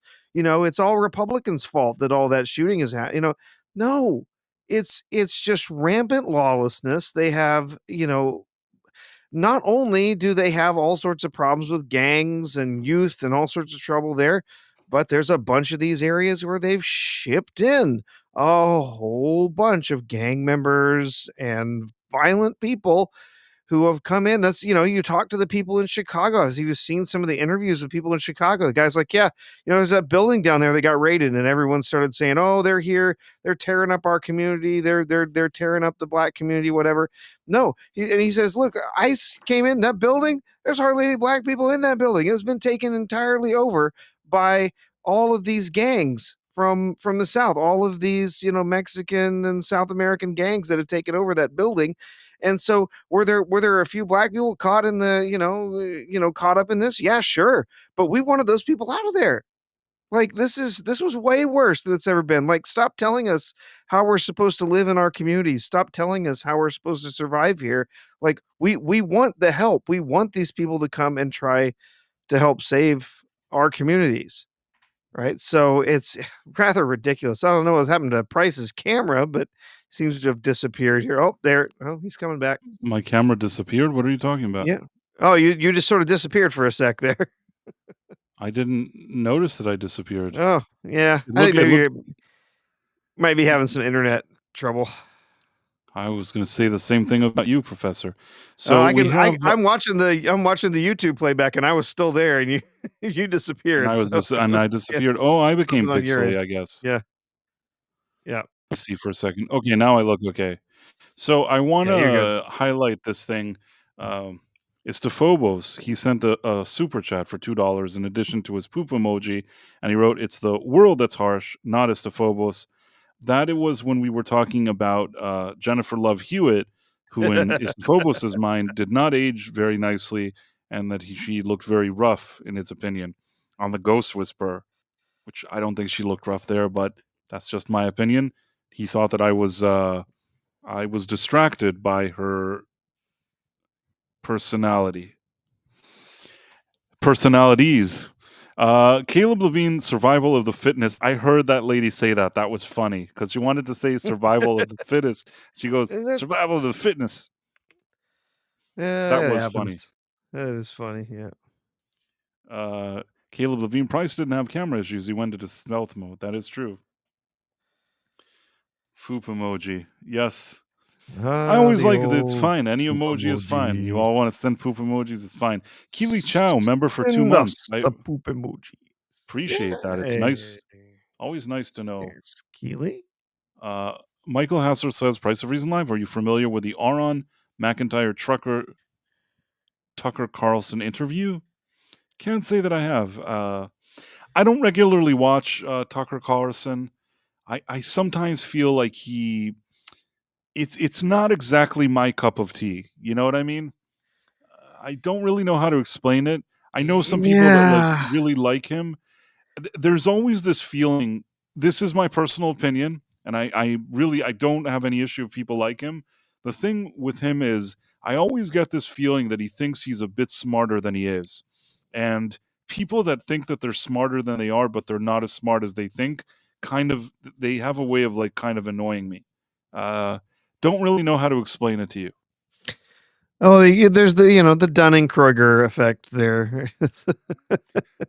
Like he always has this kind of look, and he thinks that he's 7 steps ahead of everybody. He's smarter than anybody in the room.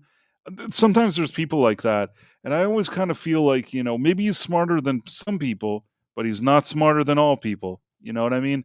Like a lot of his weird kind of rhetoric and nonsense wouldn't work on me, but if some people like it, that's perfectly fine. I never tell people who to like and not like.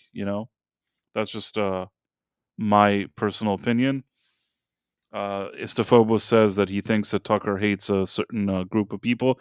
I personally am in the opinion that there's certain, and I'm going to zoom out here because I don't really feel like pointing fingers specifically, and I also here at the Night Owl don't want to take any responsibility for anything I'm about to say. I do feel like there's influencers that get paid by certain groups, and maybe different groups pay for different influencers. But Tucker, in my opinion, in the past number of years, especially then when he's solo and not on Fox News, I feel like one of his chief benefactors uh, comes from a certain place in the world that has a certain agenda, and I tend to think that he sort of toes that agenda. It would be probably one of the only explanations I would have for a certain shift in I don't know what to say. Yeah, I think you Yeah, know what I mean. Tucker has lost me. I used to enjoy some of his opinion and some of his programming, but especially since he left Fox News, he has gone further and further right. Has joined really part of the what's often now referred to as the woke right. And I'm kind of done with him. I'm not interested.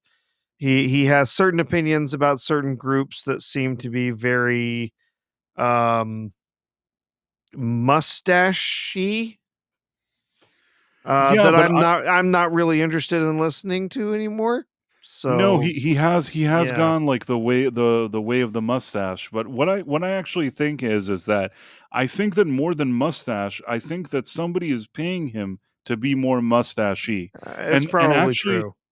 what'd you say?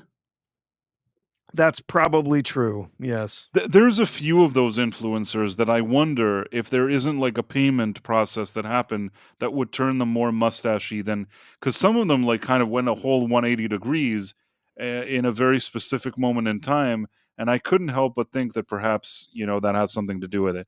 I mean, this business that all these people are in, keep in mind they all want to make millions of dollars. Tucker, he broke off from Fox News. He's now doing his own show. There's nobody paying him like Fox News isn't giving him like tens of millions of dollars a year or $100 million or whatever it is that he's looking for. He's not making that kind of money when he's just on his own.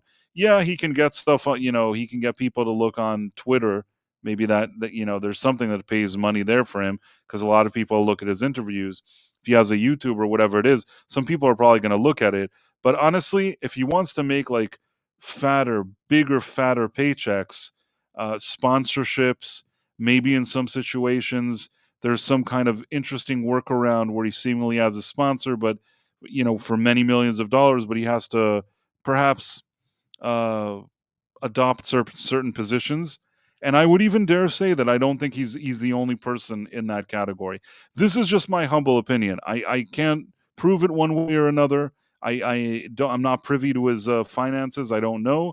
I just know that when you have people that kind of turn on a dime suddenly, especially ones that went off on their own and they're trying to make money, it's sometimes a bit suspicious. Mm-hmm. Yeah, I know what you mean. And says that Megyn Kelly has aged well. I agree with you. I think she has aged well. Yes. Yeah. And I believe for the most part she's aged very naturally too. So Yeah, no, I don't have going any out, issue with her. running out, getting lots of surgeries and stuff. That always upsets me. I feel bad. I mean, first on one side, I don't, you're an adult. If you want to go out and have some sort of plastic surgery or something, that's your choice. But I feel terrible that women genuinely feel pressured for that kind of thing. That's something that they have to do to be able to continue in their profession or continue to look good, for their husband or something like that. Like, just age, naturally. And it's frustrating. It's kind of sad that women feel like they have to do that kind of things to themselves. Megan does love her Botox. You are right about that. Megan Kelly does love her Botox. She does? Yes. I don't know. I didn't know she does a lot of that. I had no idea. No, she hasn't. It's not like actual plastic surgery, but some Botox and some other, like dermabrasion type stuff. She's mentioned some of it before, but it's more. It's the more gentle side of doing that kind of stuff than it is the really like going under the knife kind of thing. I see. Yeah. Well, we really again this is a strange conversation, Professor. We're just all over the place. I don't know. We really don't have like a central thing to really spend time talking. There wasn't a lot of stuff going on, so somehow, and Estefobos said that Jennifer Love Hewitt looked rough. So somehow this whole conversation went in strange directions. How we got from Jennifer Love Hewitt and him thinking that she looks rough to Tucker Carlson, perhaps getting paid money from somewhere. In the chat, over on YouTube, I had said woke right, and Tomahawk 511 was like, "Wait, that's a thing? What?" I was like, "Yeah." So I put sort of the definition in there. Yeah, heard, yeah. It's James Lindsay is really the one that came up with it. But it's the idea that there's a side of conservatism that it's adopting a lot of the same tactics that the woke left adopted, like using things like identity politics and victimhood to try and push certain agendas and stuff. and a lot of the identity politics has, kind of when it really stretches out, you end up in mustache man territory on the on You the know when right. when I So yeah, thought, it's when I disturbing. started thinking to myself that with Tucker there was some kind of, again, not nice to say, I don't know. I again want to add this disclaimer. Have no idea. I have no knowledge of his finances. But one day he was covering like the Middle East, conflict or whatever it is, and he brought like a guy who supposedly was like an Arab living, in Gaza, who came, that like he was saying that he's Christian and he's worried because of the Israelis, and the fact that he's Christian. It was such a strange and bizarre interview, and one that feels like it's detached from. I don't know if there's like a unicorn like that there, but that doesn't feel like the highlight of that conflict, if you know what I'm trying to say. Yeah. It felt like an interview that somebody conjures up to try to craft some type of narrative, but it felt rather disingenuous and out of left field. It didn't feel like something of a man actually covering that conflict, if you know what I'm trying to say. Yeah. Yeah. And then I had to wonder, Agree. well, why did he do this interview then? It's just sort of out of left field and has nothing to do with anything. And the answer to questions like that, not only on that case, but in a lot of other ones, you start thinking, well, yeah, I don't know. Yeah, I again, Megan Kelly, though, I don't have any issue with her. She always seems kind of like, based, and she seems like she's all right in my book. That's just my opinion, though. Istafobos says the next time you guys act this chauvinistic, you gotta invite me on. All right, well, you got yourself a deal. Next time we decide to start talking about, who's got the best tits, we'll let you know. Yeah, we will absolutely do that. And then, what else? What there was something on this thumbnail. What is it that we were saying? I keep forgetting. Oh, AI music. So did you see? Apparently now the music studios, like the record labels, they want to now launch their own AI. And it's funny because a lot of these record labels started suing like other AIs that were using music that supposedly they learned from their musicians. Now they're trying to do their own AI. And I always knew this was a matter of money. They didn't really care if like the artists or being somebody stealing from them. They only cared that they weren't getting paid. Mm-hmm. Yeah, So, they had no problem with producing AI slop if they get their cut. right. Like they have no issue. So now they're going to do their own AI. Let me see if I can find that article. AI music. Let me see news. Here, this is what I was seeing.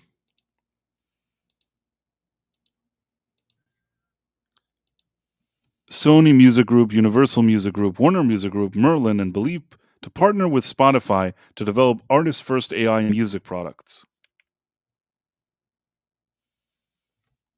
It's kind of Great. strange. So how long before we get a new Michael Jackson album made entirely by AI?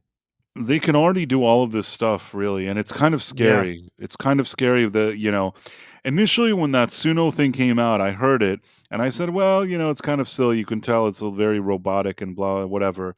But the more they come out with another version, another version, I have to tell you, these things are getting better and better. And I can't just laugh them off at this point. Uh, I think I told you this, that I once had a little recording that I did at night, and I was like playing piano, I was doing some singing, and I put this song because what I really wanted in the AI is instead of me playing instruments, which I do, which takes me more time, just to see if this could work as a song, I wanted this AI to take me singing and playing piano and sort of craft around it like a band playing or whatever it is. So there'll be drums and bass or whatever it is. Now I put it in, and the result came out that the AI didn't realize that I just wanted music over what I wanted. It added another bridge to the song that didn't exist. Did I tell you this, Professor? No, I don't think you did. So it added another bridge to the song that didn't exist, that I didn't write. And initially I got upset. I'm like, oh, like this stupid thing and like added a bridge. I didn't ask for this. It sucks. Like, how dare it? I was like Greta Thunberg. And then like I listened to it, and I listened to it a few times, and I said, you know what? It's a pretty darn good bridge. It's not bad what it did here. This AI thing did actually good work. And I can't lie to you. Like, I wrote the song, and it added something to it, and whatever it added made sense. It worked with the song. It was a pretty good idea. And what am I gonna say? Like, I'd like to tell you like that it's garbage and it was crap, but you know what? The idea wasn't terrible. So all I'm saying is that this AI has become really advanced, and I'm telling you as a musician that this thing, I find myself impressed with what it's capable of doing, and that's probably not a good sign. On the flip side, though, all these new artists that exist today, they are so heavily overproduced. They put so many like effects on their voice at this point that when you swap them out with AI, you're not even going to notice. Mm-hmm. It'll just sound like the real artist for you. Like, I'm sure you could produce a Sabrina Carpenter album now with AI, and probably people wouldn't notice that it's not Sabrina Carpenter. I mean, I myself probably couldn't even recognize one of her songs because she's like the very definition of like a bubblegum pop singer lady. Those kind, like, Yeah. I don't know, you easily put AI and replace them. Most of the crap you hear on the radio, you can replace with AI. You won't even notice. If anything, I think that with AI, I can do interesting things because as a musician, I'd be like, hey, add a little bit of this style, of that style. I do a fusion of very interesting styles to create something unique. But so maybe I could do AI better than other people. Now I sound like Trump. You're gonna do it. It's gonna be the best. It's gonna be amazing. I have the best AI. You've never seen anything like it. So yeah, so that's where we're looking now. Oh, Professor, tell me something interesting. Something interesting. Um,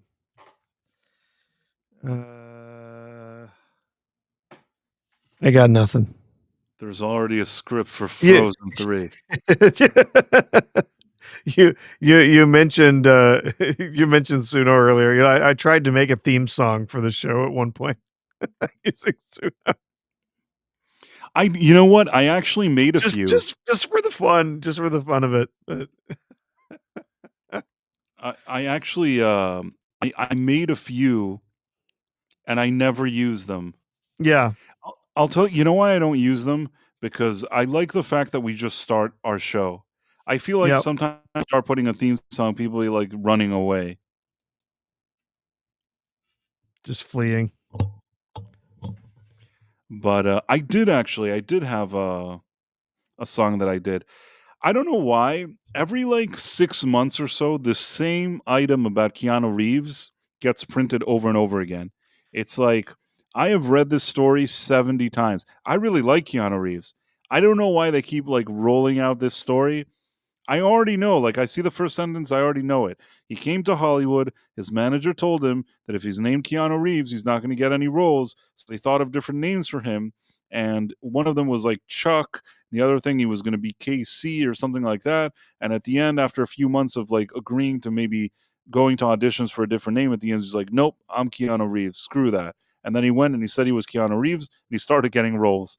And I don't know why they roll out this story every few months. It's like, yeah, okay, it's a good story, but you know, maybe there's other stories. I guess he's just kind of a private guy and they don't really have a lot of other things to say about him. There's a new movie that came out, that one with Seth Rogen and Aziz Ansari. I was actually going to watch it today, but I had so much going on and I couldn't get to the theater in time. I like Keanu Reeves a lot. He's face. Yeah, we saw what happened with Keira Knightley. I thought we shared that clip with her that she basically didn't care. Yeah. Just like, yeah, sorry, no, I didn't hear about all of that stuff. Moving on. I did hear that that what's her face that where was that? That the View attacked Cheryl Hines. I saw something in the corner of my eye, but I didn't look more into it. Do you have a clip of that? The View going after Cheryl Hines. I mean, she's married to Robert F. Kennedy, and I'm sure Yeah. like they hate her so much. I'm surprised they even invited her to their stupid show because she's so like, you know. Yeah. Oh, yeah. Earlier today, they were talking about how they basically said that, Republicans are too scared to come on The View. No, Republicans have no interest in showing up on your show to be attacked by a bunch of Marxist, idiotic harpies. Let's see what this want. This is, I guess, something. Let's see. When you say that they are pro-vaccine, it seems as though Bobby and Trump are casting doubt on the efficacy of the vaccine, which makes Americans very nervous. So that's the problem that we're having. Okay, I understand. Yeah. I understand that. And it's interesting because, I don't know if you saw, 60 Minutes just did a piece about the vaccine injury compensation program. Yeah. So people that have had vaccine injuries can be compensated if they can prove it, and they have paid out $5.4 billion for vaccine injuries. So my question is, can we do better? Is that all vaccines or just the COVID vaccine? It's all vaccines. It's all vaccines. As far as I know. As far as I know. Okay. But so the question is, yes to vaccines. Yes, they are important, and they are an important part of our healthcare. Can we do better? Can we make them safer? Can we make them, can we listen to parents who say, my child got the vaccine and changed, and stopped hitting markers, stopped developing the way they were developing? Can we listen to people when they say that instead of saying, you're crazy? Perhaps I agree with that, but you want to listen. But you want to listen to scientists.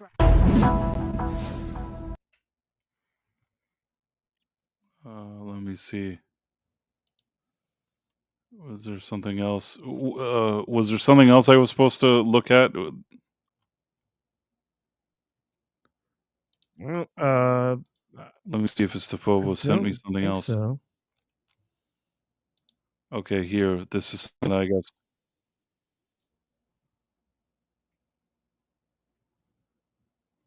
This seems very lengthy, Estefobos. What is this? This is from 3 days ago. I don't mind playing a bit of this, but it seems very long. But let's see. You shot to stardom quickly. That's a big role for your first big break. Well, it was interesting because the show was, I don't want to say small, but compared to the other shows that were on HBO at the time. I mean, when we premiered after Sex and the City, before The Sopranos. Wow. So you had those shows that were so big. I remember the Sunday nights watching it. Yes, it was appointment television. So we were kind of the little show in between. It was supposed to look like a documentary, so it was sort of, it was not shiny and pretty like the others. And so at the beginning, it was really the industry liked the show. Because they loved Larry. Larry co-created Seinfeld, and he's so funny, and everybody wanted to see what he was going to do. And but the rest of the country, a lot of people didn't know what to make of it. What is it? It took a while to get familiar with in his case. Had you married him like today? He was at the top of the disinformation dozen by the Biden White House. Like, we had to fact check him on all these things. So what was that like for you to see him sort of fun? You were not allowed. It was like, really loved his, so interesting as far as medicine goes. Talking about that. Yeah. And Pfizer was one of our big advertisers. Yeah, that's true. Yeah, that's the challenge. Yeah. A new opportunity arose. So it was tough because I did, and I talked about it in the book, Unscripted. There we go, by Cheryl Hines. We need to look at it, but it's not, I know. And he offered to do a fake separation just so you didn't get the blowback. That's like, which was sweet, but I was thinking, I don't know how that would work. Yeah, no. Those things can tend to lead to the real deal. Well, right. Yeah. It's like, oh, are they set? And then he thinks he's the West Wing character. Hello. I've had those thoughts. Well, it's interesting because, I know Bradley. Who could this be? Well, I'm sorry, but you must have thought Rob Reiner first because I know you worked with him. Part that you want to be straightforward. I was sort of confused because I didn't understand what he was like. Do I say anything? Do I need Thank you for this tweet. Now that you mentioned it, I'm going to do some work. Sample for the kids. Yeah. I was like, what's good to stand by? Into politics, that no one gets as bad as Bobby, like from the press. They hate Elon. The press hates Elon. They hate Pete Hegseth, but they really hate Bobby in a particular way because he was a Democrat, and you're not allowed to turn on them. But by the way, when he was a Democrat, they did not embrace him. No, because so he was asking the wrong questions. He was right. embracing the wrong third rails. But I was telling the audience, in my house, I get the Wall Street Journal, the New York Times, and the New York Post every day. And when he's in the news for whatever, all three are bad. Very rare. The very rare figure who has universally bad press. Right. But he's the most. It's the wrong clip, Estefovos. I trusted you, Estefovos. How dare you? I feel like, do you have like that clip? Greta Somewhere. Thunberg one? Yeah.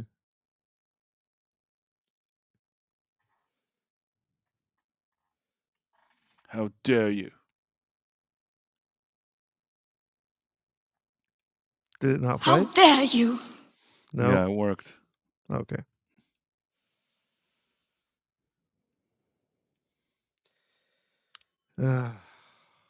Let's see. Just looking at something here. I pulled up my Suno theme song, and now it tells me there's a better model for making music. Now I want to know if the old one sounds if the new one sounds any better than the old one. You're welcome to play it. Oh, here's one of the old ones. Here you go. Okay. Is it gonna play? Is it playing? No. I don't hear anything. If you're playing, Not you're playing it playing. for yourself. Okay. Why isn't it being picked up? Because that's coming from that Google Chrome. Oh, well, that would be why. No, that's in Chrome. Why Oh, it's muted. I see. When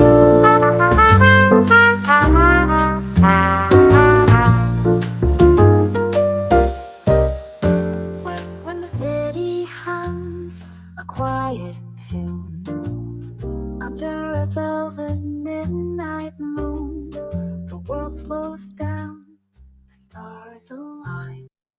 There's still a lot in the vocals that sounds really rough, right? There's that weird something going on there that doesn't work. I had one. Let me see if I can find it. I had a pretty cool one. Here's one from one of the new models.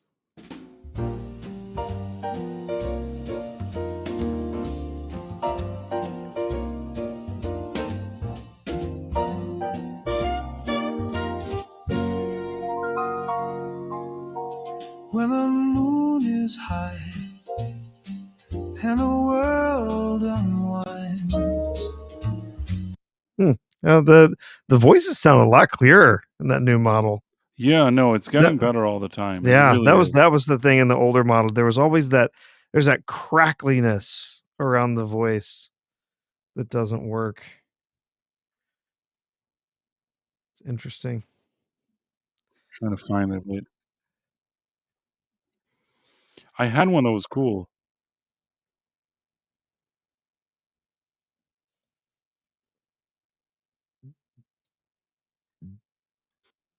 Try to find it, I guess. Okay.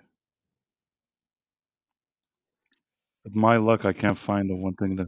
It's one that was decent.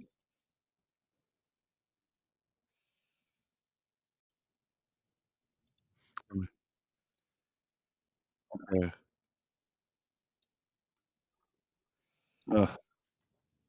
Tell some jokes, Professor.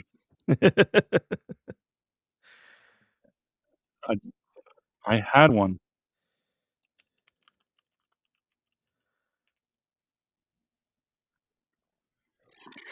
There's only one to date that I thought of that I thought was, like, pretty good, and Yeah, most everything I tried to make didn't matter what musical style it was in or everything. Like most of the time, it wanted to it wanted to keep pushing stuff into being really cheesy. Like I don't know, like not even top 40. I don't know. It was just terrible. Like it was like really cheesy, easy listening elevator music garbage. Like no matter what I tried.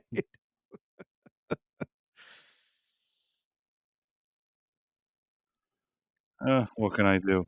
I wish I could find it. I had one that I was, like, somewhat okay with, and I can't find it. Oh, well. Well, why But did the yeah, math book look sad? um, find something, to what was I gonna say? Where are we? The math book looks sad because it had too many problems.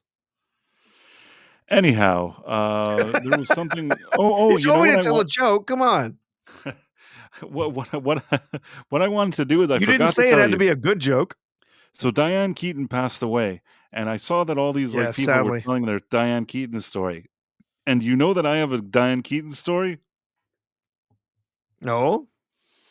So I met Diane Keaton once, but it's like the most unceremonious meeting ever. I Oh, was, I think you told us. I I think you told did? us What did I about it. say? This is when you were half asleep, I think, on Tuesday. What was I saying? I told the It story that I met her? you were at a bar, and they couldn't get you couldn't get her the bartender's attention, and she came up and waved? Was that your story? No, I don't think so at No? all. Oh, okay. Oh, go ahead. No, what it was is that, I went to a I now I'm more curious what story that was. That wasn't Diane Keaton, I don't think so. What happened was is that I went to this restaurant that it was an Italian restaurant, in New York City, and it was considered like a nice restaurant. I was meeting some people there. I think there were maybe a few people even in my party standing next to me, and I was maybe I did tell you this last time when I was half asleep, but now I can't even remember. So I was standing there, and I didn't realize who was standing in front of me, and we were waiting to be seated because it was like a nice restaurant.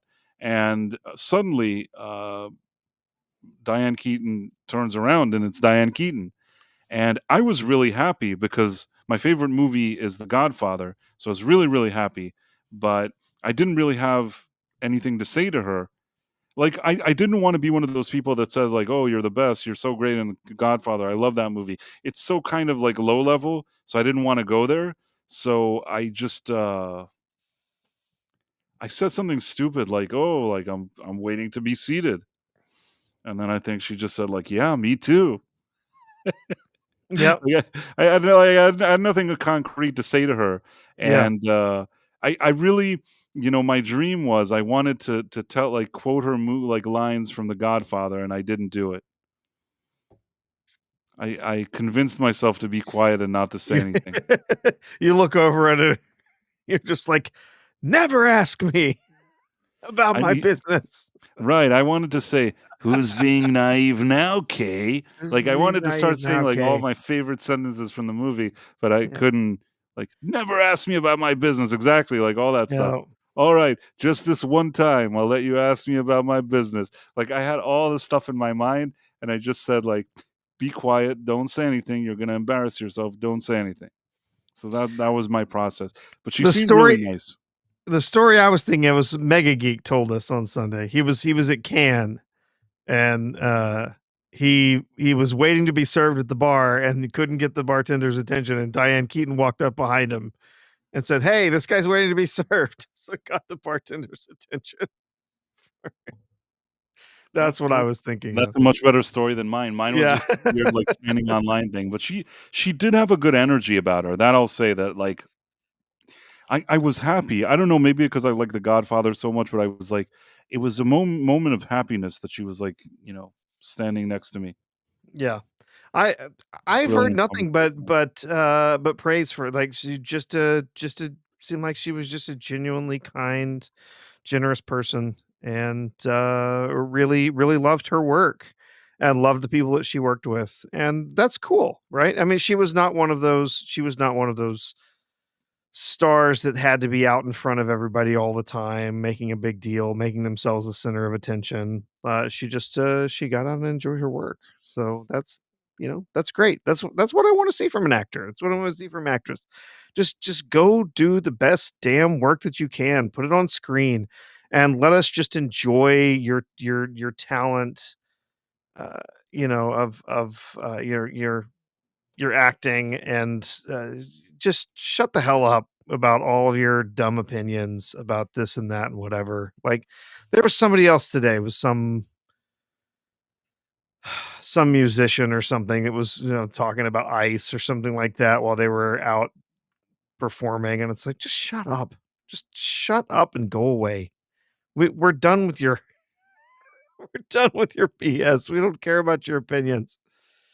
Like, just get back to whatever. What was this, Price, from Phantom Yeah. Outsider?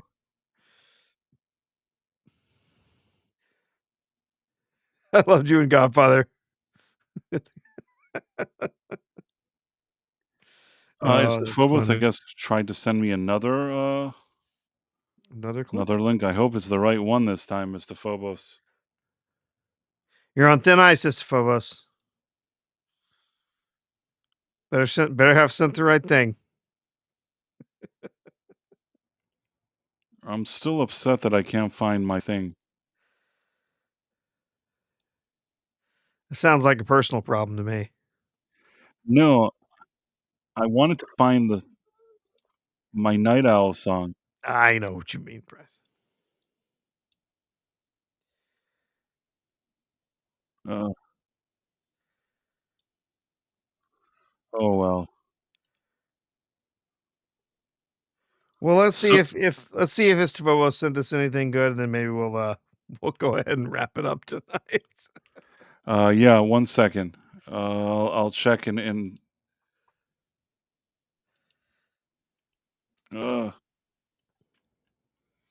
okay.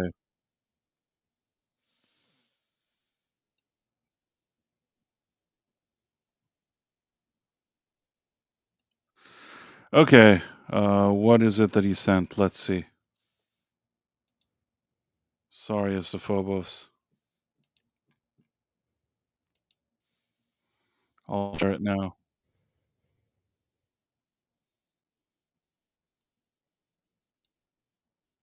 And you'd go, oh, fine, but I'm not. This is it, Mr. Phobos. 35 seconds in. Okay.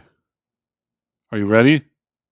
Chaos, a lot of confusion, and I think it is very dangerous. I say that with the utmost respect. We got a clip. Will spread a lot of misinformation, a lot of chaos, a lot of confusion. Oh, clap it up! Clap it up! It's just a very dangerous thing. I say it with the utmost respect.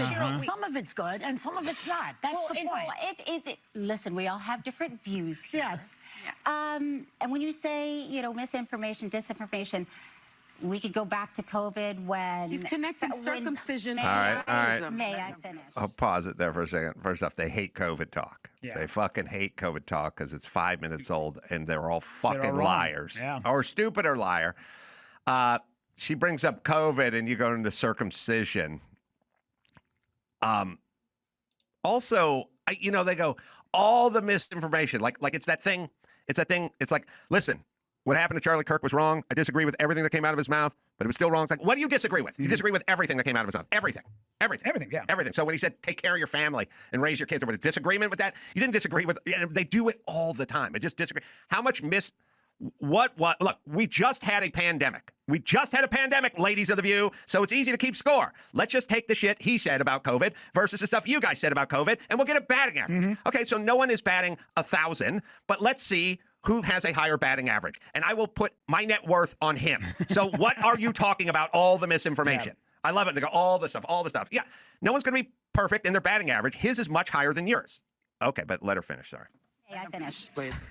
When people Fauci people were saying when you get the vaccine, you cannot transmit COVID. It will stop COVID. And that was disinformation, misinformation. We were also still learning about it. It was a novel virus. And everybody's Right. Because now the doctors will acknowledge that. And Dr. Fauci has a medical degree. All right, pause it there. Dr. Fauci has a medical degree. That's right.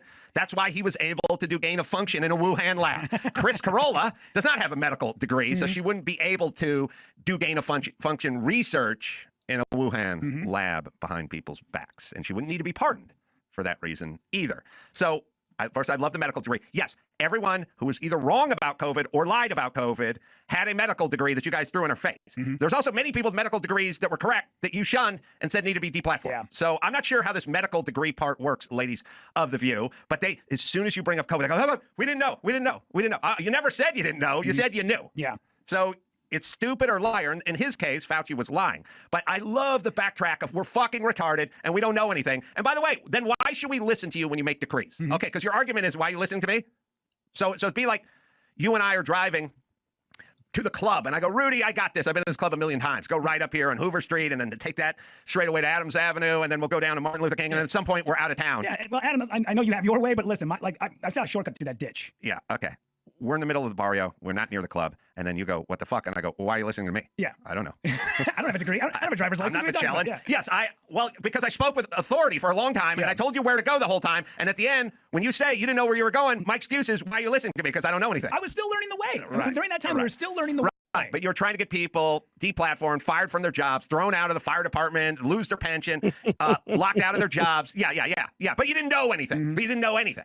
Okay, so you shut the beaches and you shut outdoor dining, but you didn't know. And okay, what else don't you know for the next crisis that comes up? Okay, and then are you basically saying then we shouldn't listen to you because you don't know shit and you talk with authority? And by the way, you didn't end anything with a question mark. It was an exclamation point. Everything was I know. Remember, Fauci was science. You didn't believe in him. You missed out on the science part. So the I know crowd now backpedals. And again, their excuse is we're imbeciles and we're incompetent and we didn't know anything. That's the best we got. Yeah. Okay. All right, bitches. We're not listening to you then. Yeah. There's more. I think there's. You can go back like 10 seconds. I do love when you bring up COVID and misinformation. Foreskin. Right, because now the doctors will acknowledge that. And Dr. Fauci has a medical degree. They were censoring Bobby because Bobby said, where's the science to show us this? And there wasn't any, but people attacked him and said, you're wrong. So it's like, let's take a step back. I know that's your opinion, and that's okay. Spread a lot. Yeah. Well, a lot of the other stuff that they talked about in this that I love Cheryl for, because it feels like her winds are starting to change a little bit as time is going on, and maybe she's sort of seeing that her political party is full of shit. I think so. Also, she needed to navigate Hollywood for a long time. Sure. Now, okay. So here's Larry David's a fucking nut job. He's a political lefty, insane person. Like he may be. Let's see. He would be left of Mark Ruffalo. Or maybe tied in the political nut job insanity, global climate change, just fuckstick, retard, super hard left. So he's great task. Your boss is a super hard left dude, super hard.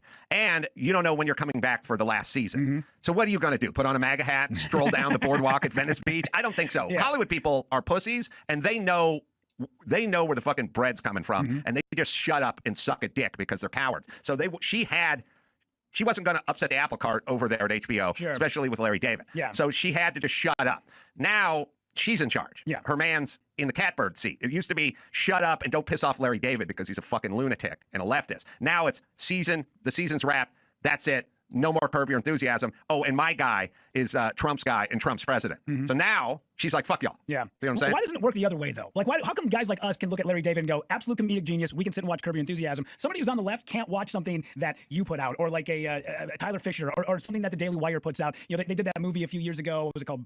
Something with the balls, something? Yeah. But why is it that the all-male team, transgender, said they were going to go play basketball against the girls? Yeah, so why is it that we have no problem going the other way and watching people who... Why are we so much better than everyone? I'll tell you why. What I'm saying. I want you to cut me off at minute 22.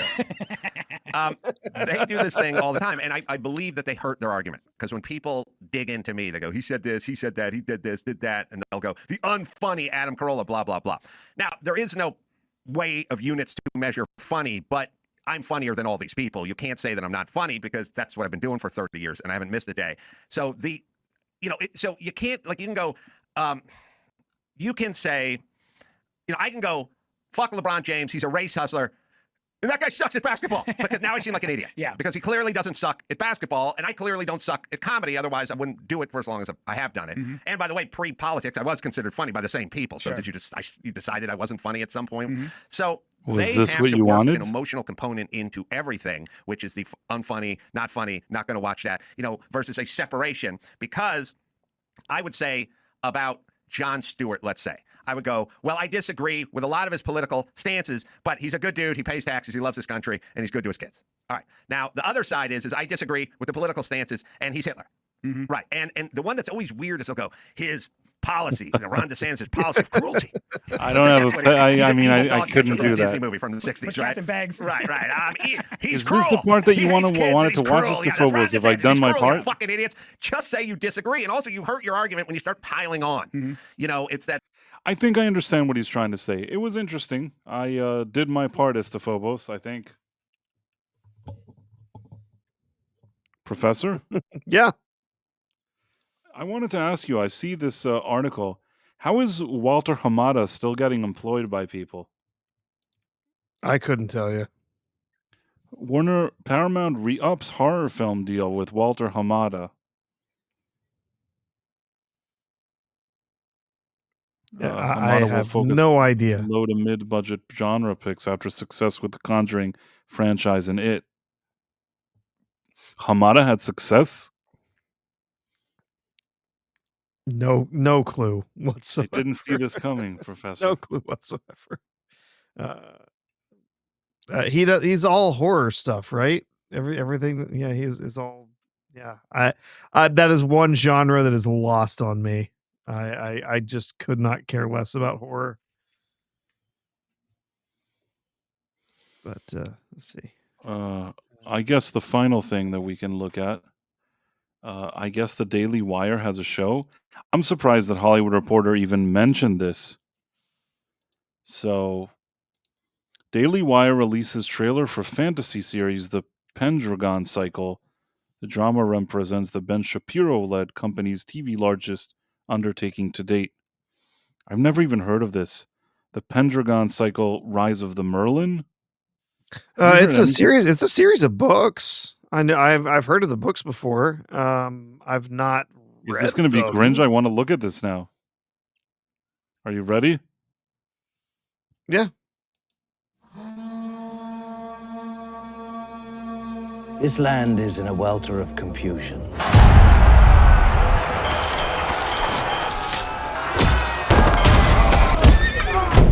There are more kings than sheep, more princes than crows on a battlefield. All seeking to snatch what they can, when they can, without a care for who suffers. Until this island is ruled by one who wields both justice and mercy, there will be no peace.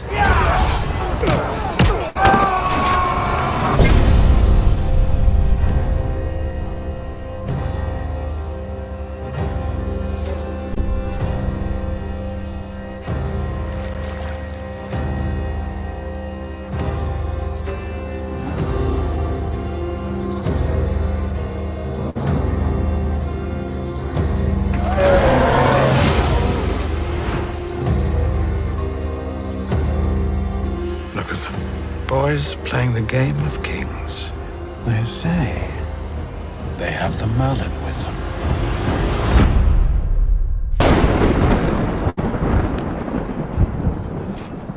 The Merlin died long before you and I were born. I've seen what you can do.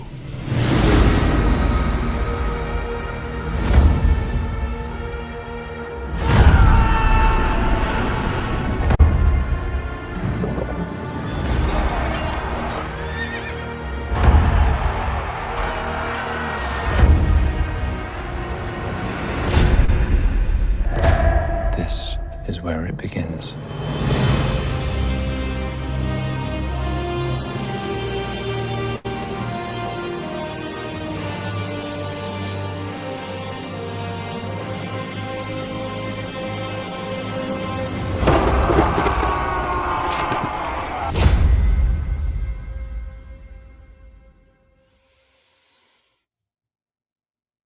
Well, I've seen worse than that.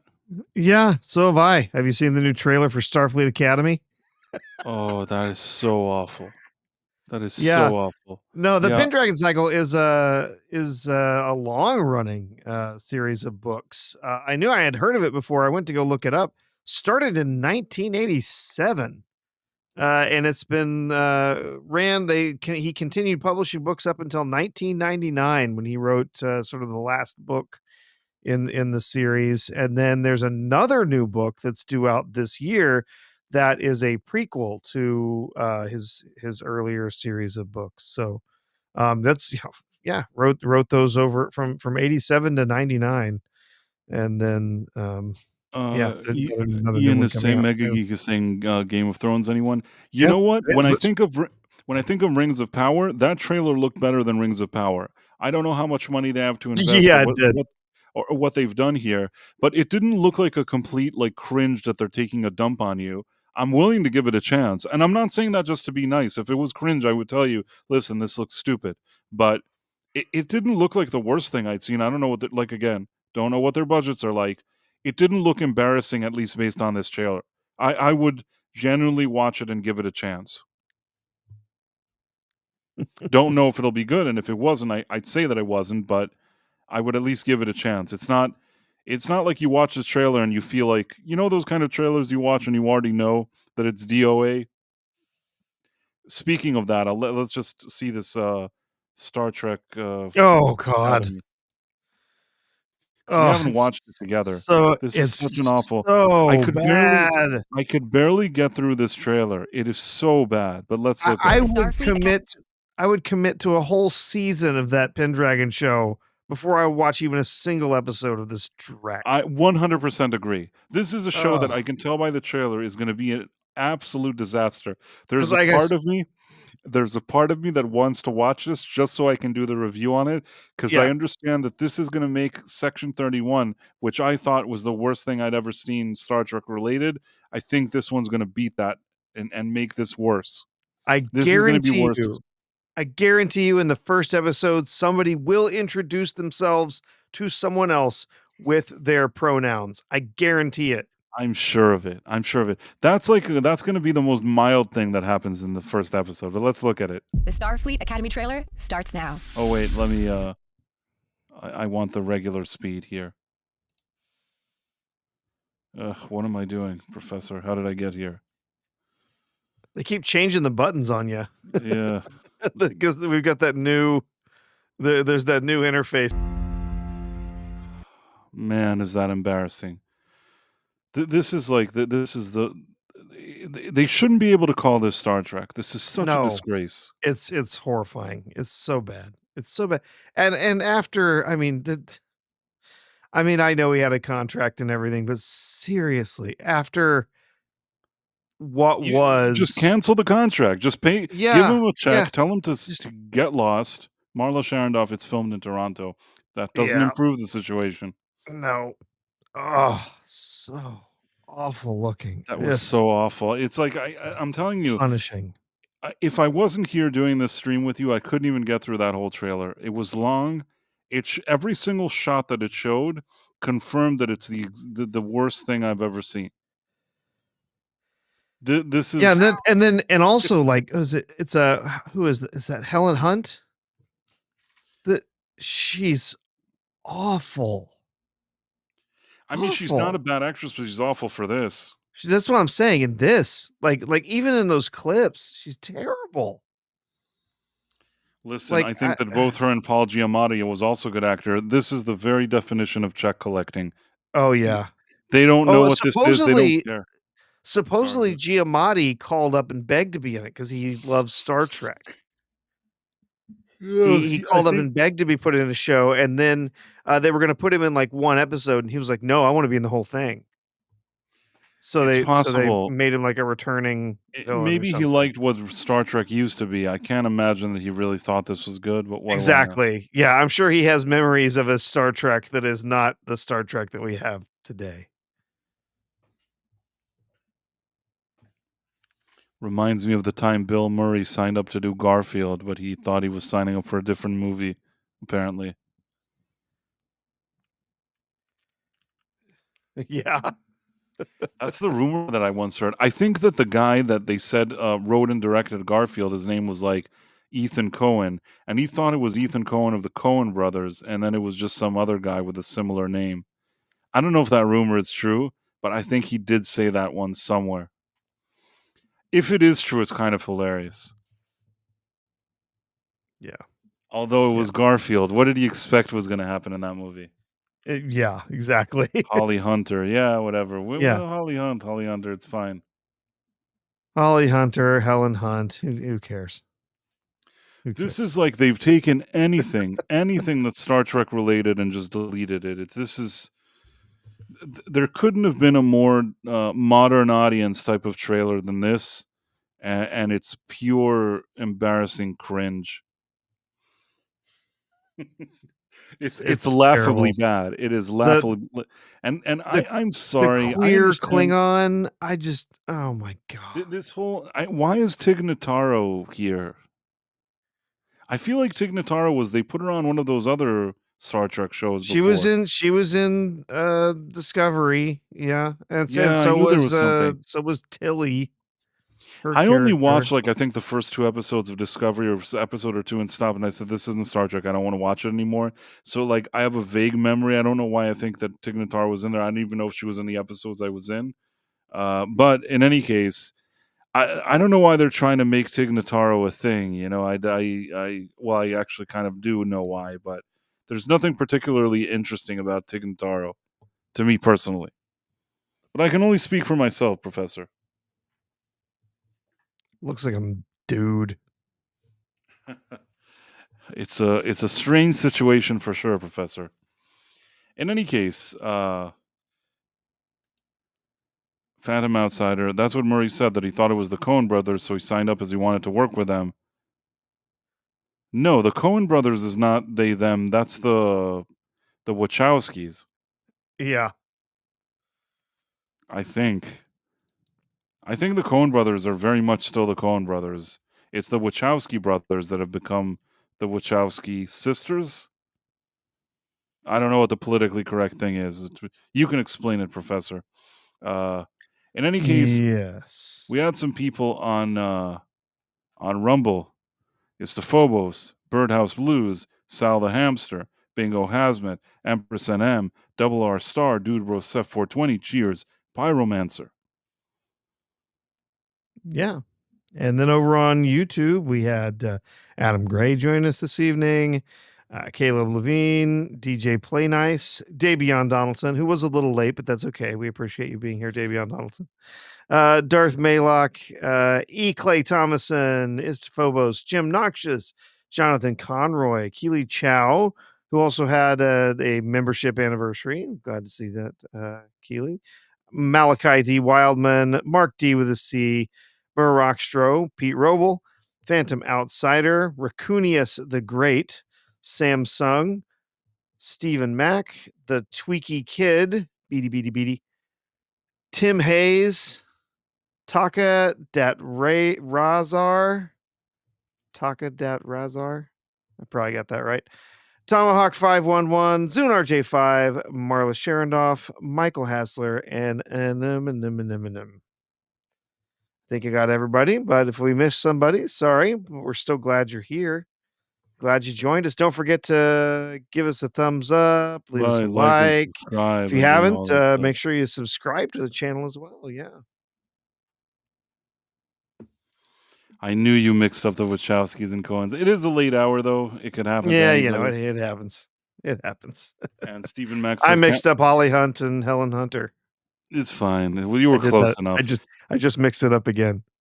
I always get confused. There's also like Colleen Kemp or something. Also, I get confused with her. Stephen Mack, can't remember seeing her in anything since Raising Arizona. Raising Arizona was a good movie, though. And that was the Coen brothers, not the Wachowskis. Yeah, okay, so I think it's funny. If Bill Murray really signed up because he thought it was the Coen brothers, why would the Coen brothers be doing Garfield, though? Now I want to see the Coen brothers. But you know what I want them to see? I want them to do the Coen brothers. I want Coen brothers to do, they do the strip that's it's Garfield without Garfield. Have you seen the where they make the strips where they take Garfield out of it, so it's just his owner, Oh, John? I've seen stuff like that. Yeah. I want to see the Coen brothers make that into a movie. And there's no Probably could do a Garfield. good It's just job. John like talking to himself. That would be I great. mixed up Dick Notaro and garbage. Don't even know what that means, but yeah, I mean, I think I know what that means. What about broadcast news? Yeah, I remember that. Wasn't there switching channels or broadcast news? Wasn't one of them with Christopher Reeve? Was that called Yeah. switching channels? I don't know. Who was in switching channels? Yep, Christopher Reeve. Okay, because at the time there was like 2 movies that came out about like news and stuff.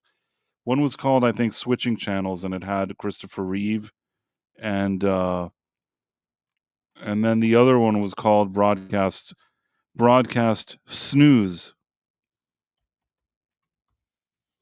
I remember seeing Broadcast News and thinking, "Oh, that's going to be an interesting movie." I was young, I guess. I saw it, and I was super bored with it. Super bored. Oh well. Anyhow, I think we've Yep. done our part. No? Yeah. I think it's time to hit the hay tonight. It was great hanging out with you, Price, as always. Yeah, we pulled it off. It was sort of a Yes. slow news day, and Yeah, we it ended up was. talking about Jennifer Love Hewitt may or may not look rough these days. Very important topics. Yep. And thanks for everybody for you hanging out with us. you Yeah, do count, Mark. Mark's 47. You do count. you do count. You're here. We just counted you. So yeah, nice hanging out with everybody. We're going to see you all here Yeah. on Tuesday. Pleasure as always. You Yeah. all have Don't a forget good night. to join me and the B-Sides crew over on B-Roll Stage on Absolutely. YouTube and on Rumble. Do it. Where we will be having a little fun for a Friday night, hanging out together. Thanks, Stephen Mack, Jennifer Ruff Hewitt. All right. Good night. All right. Night, everybody. Take care. Bye.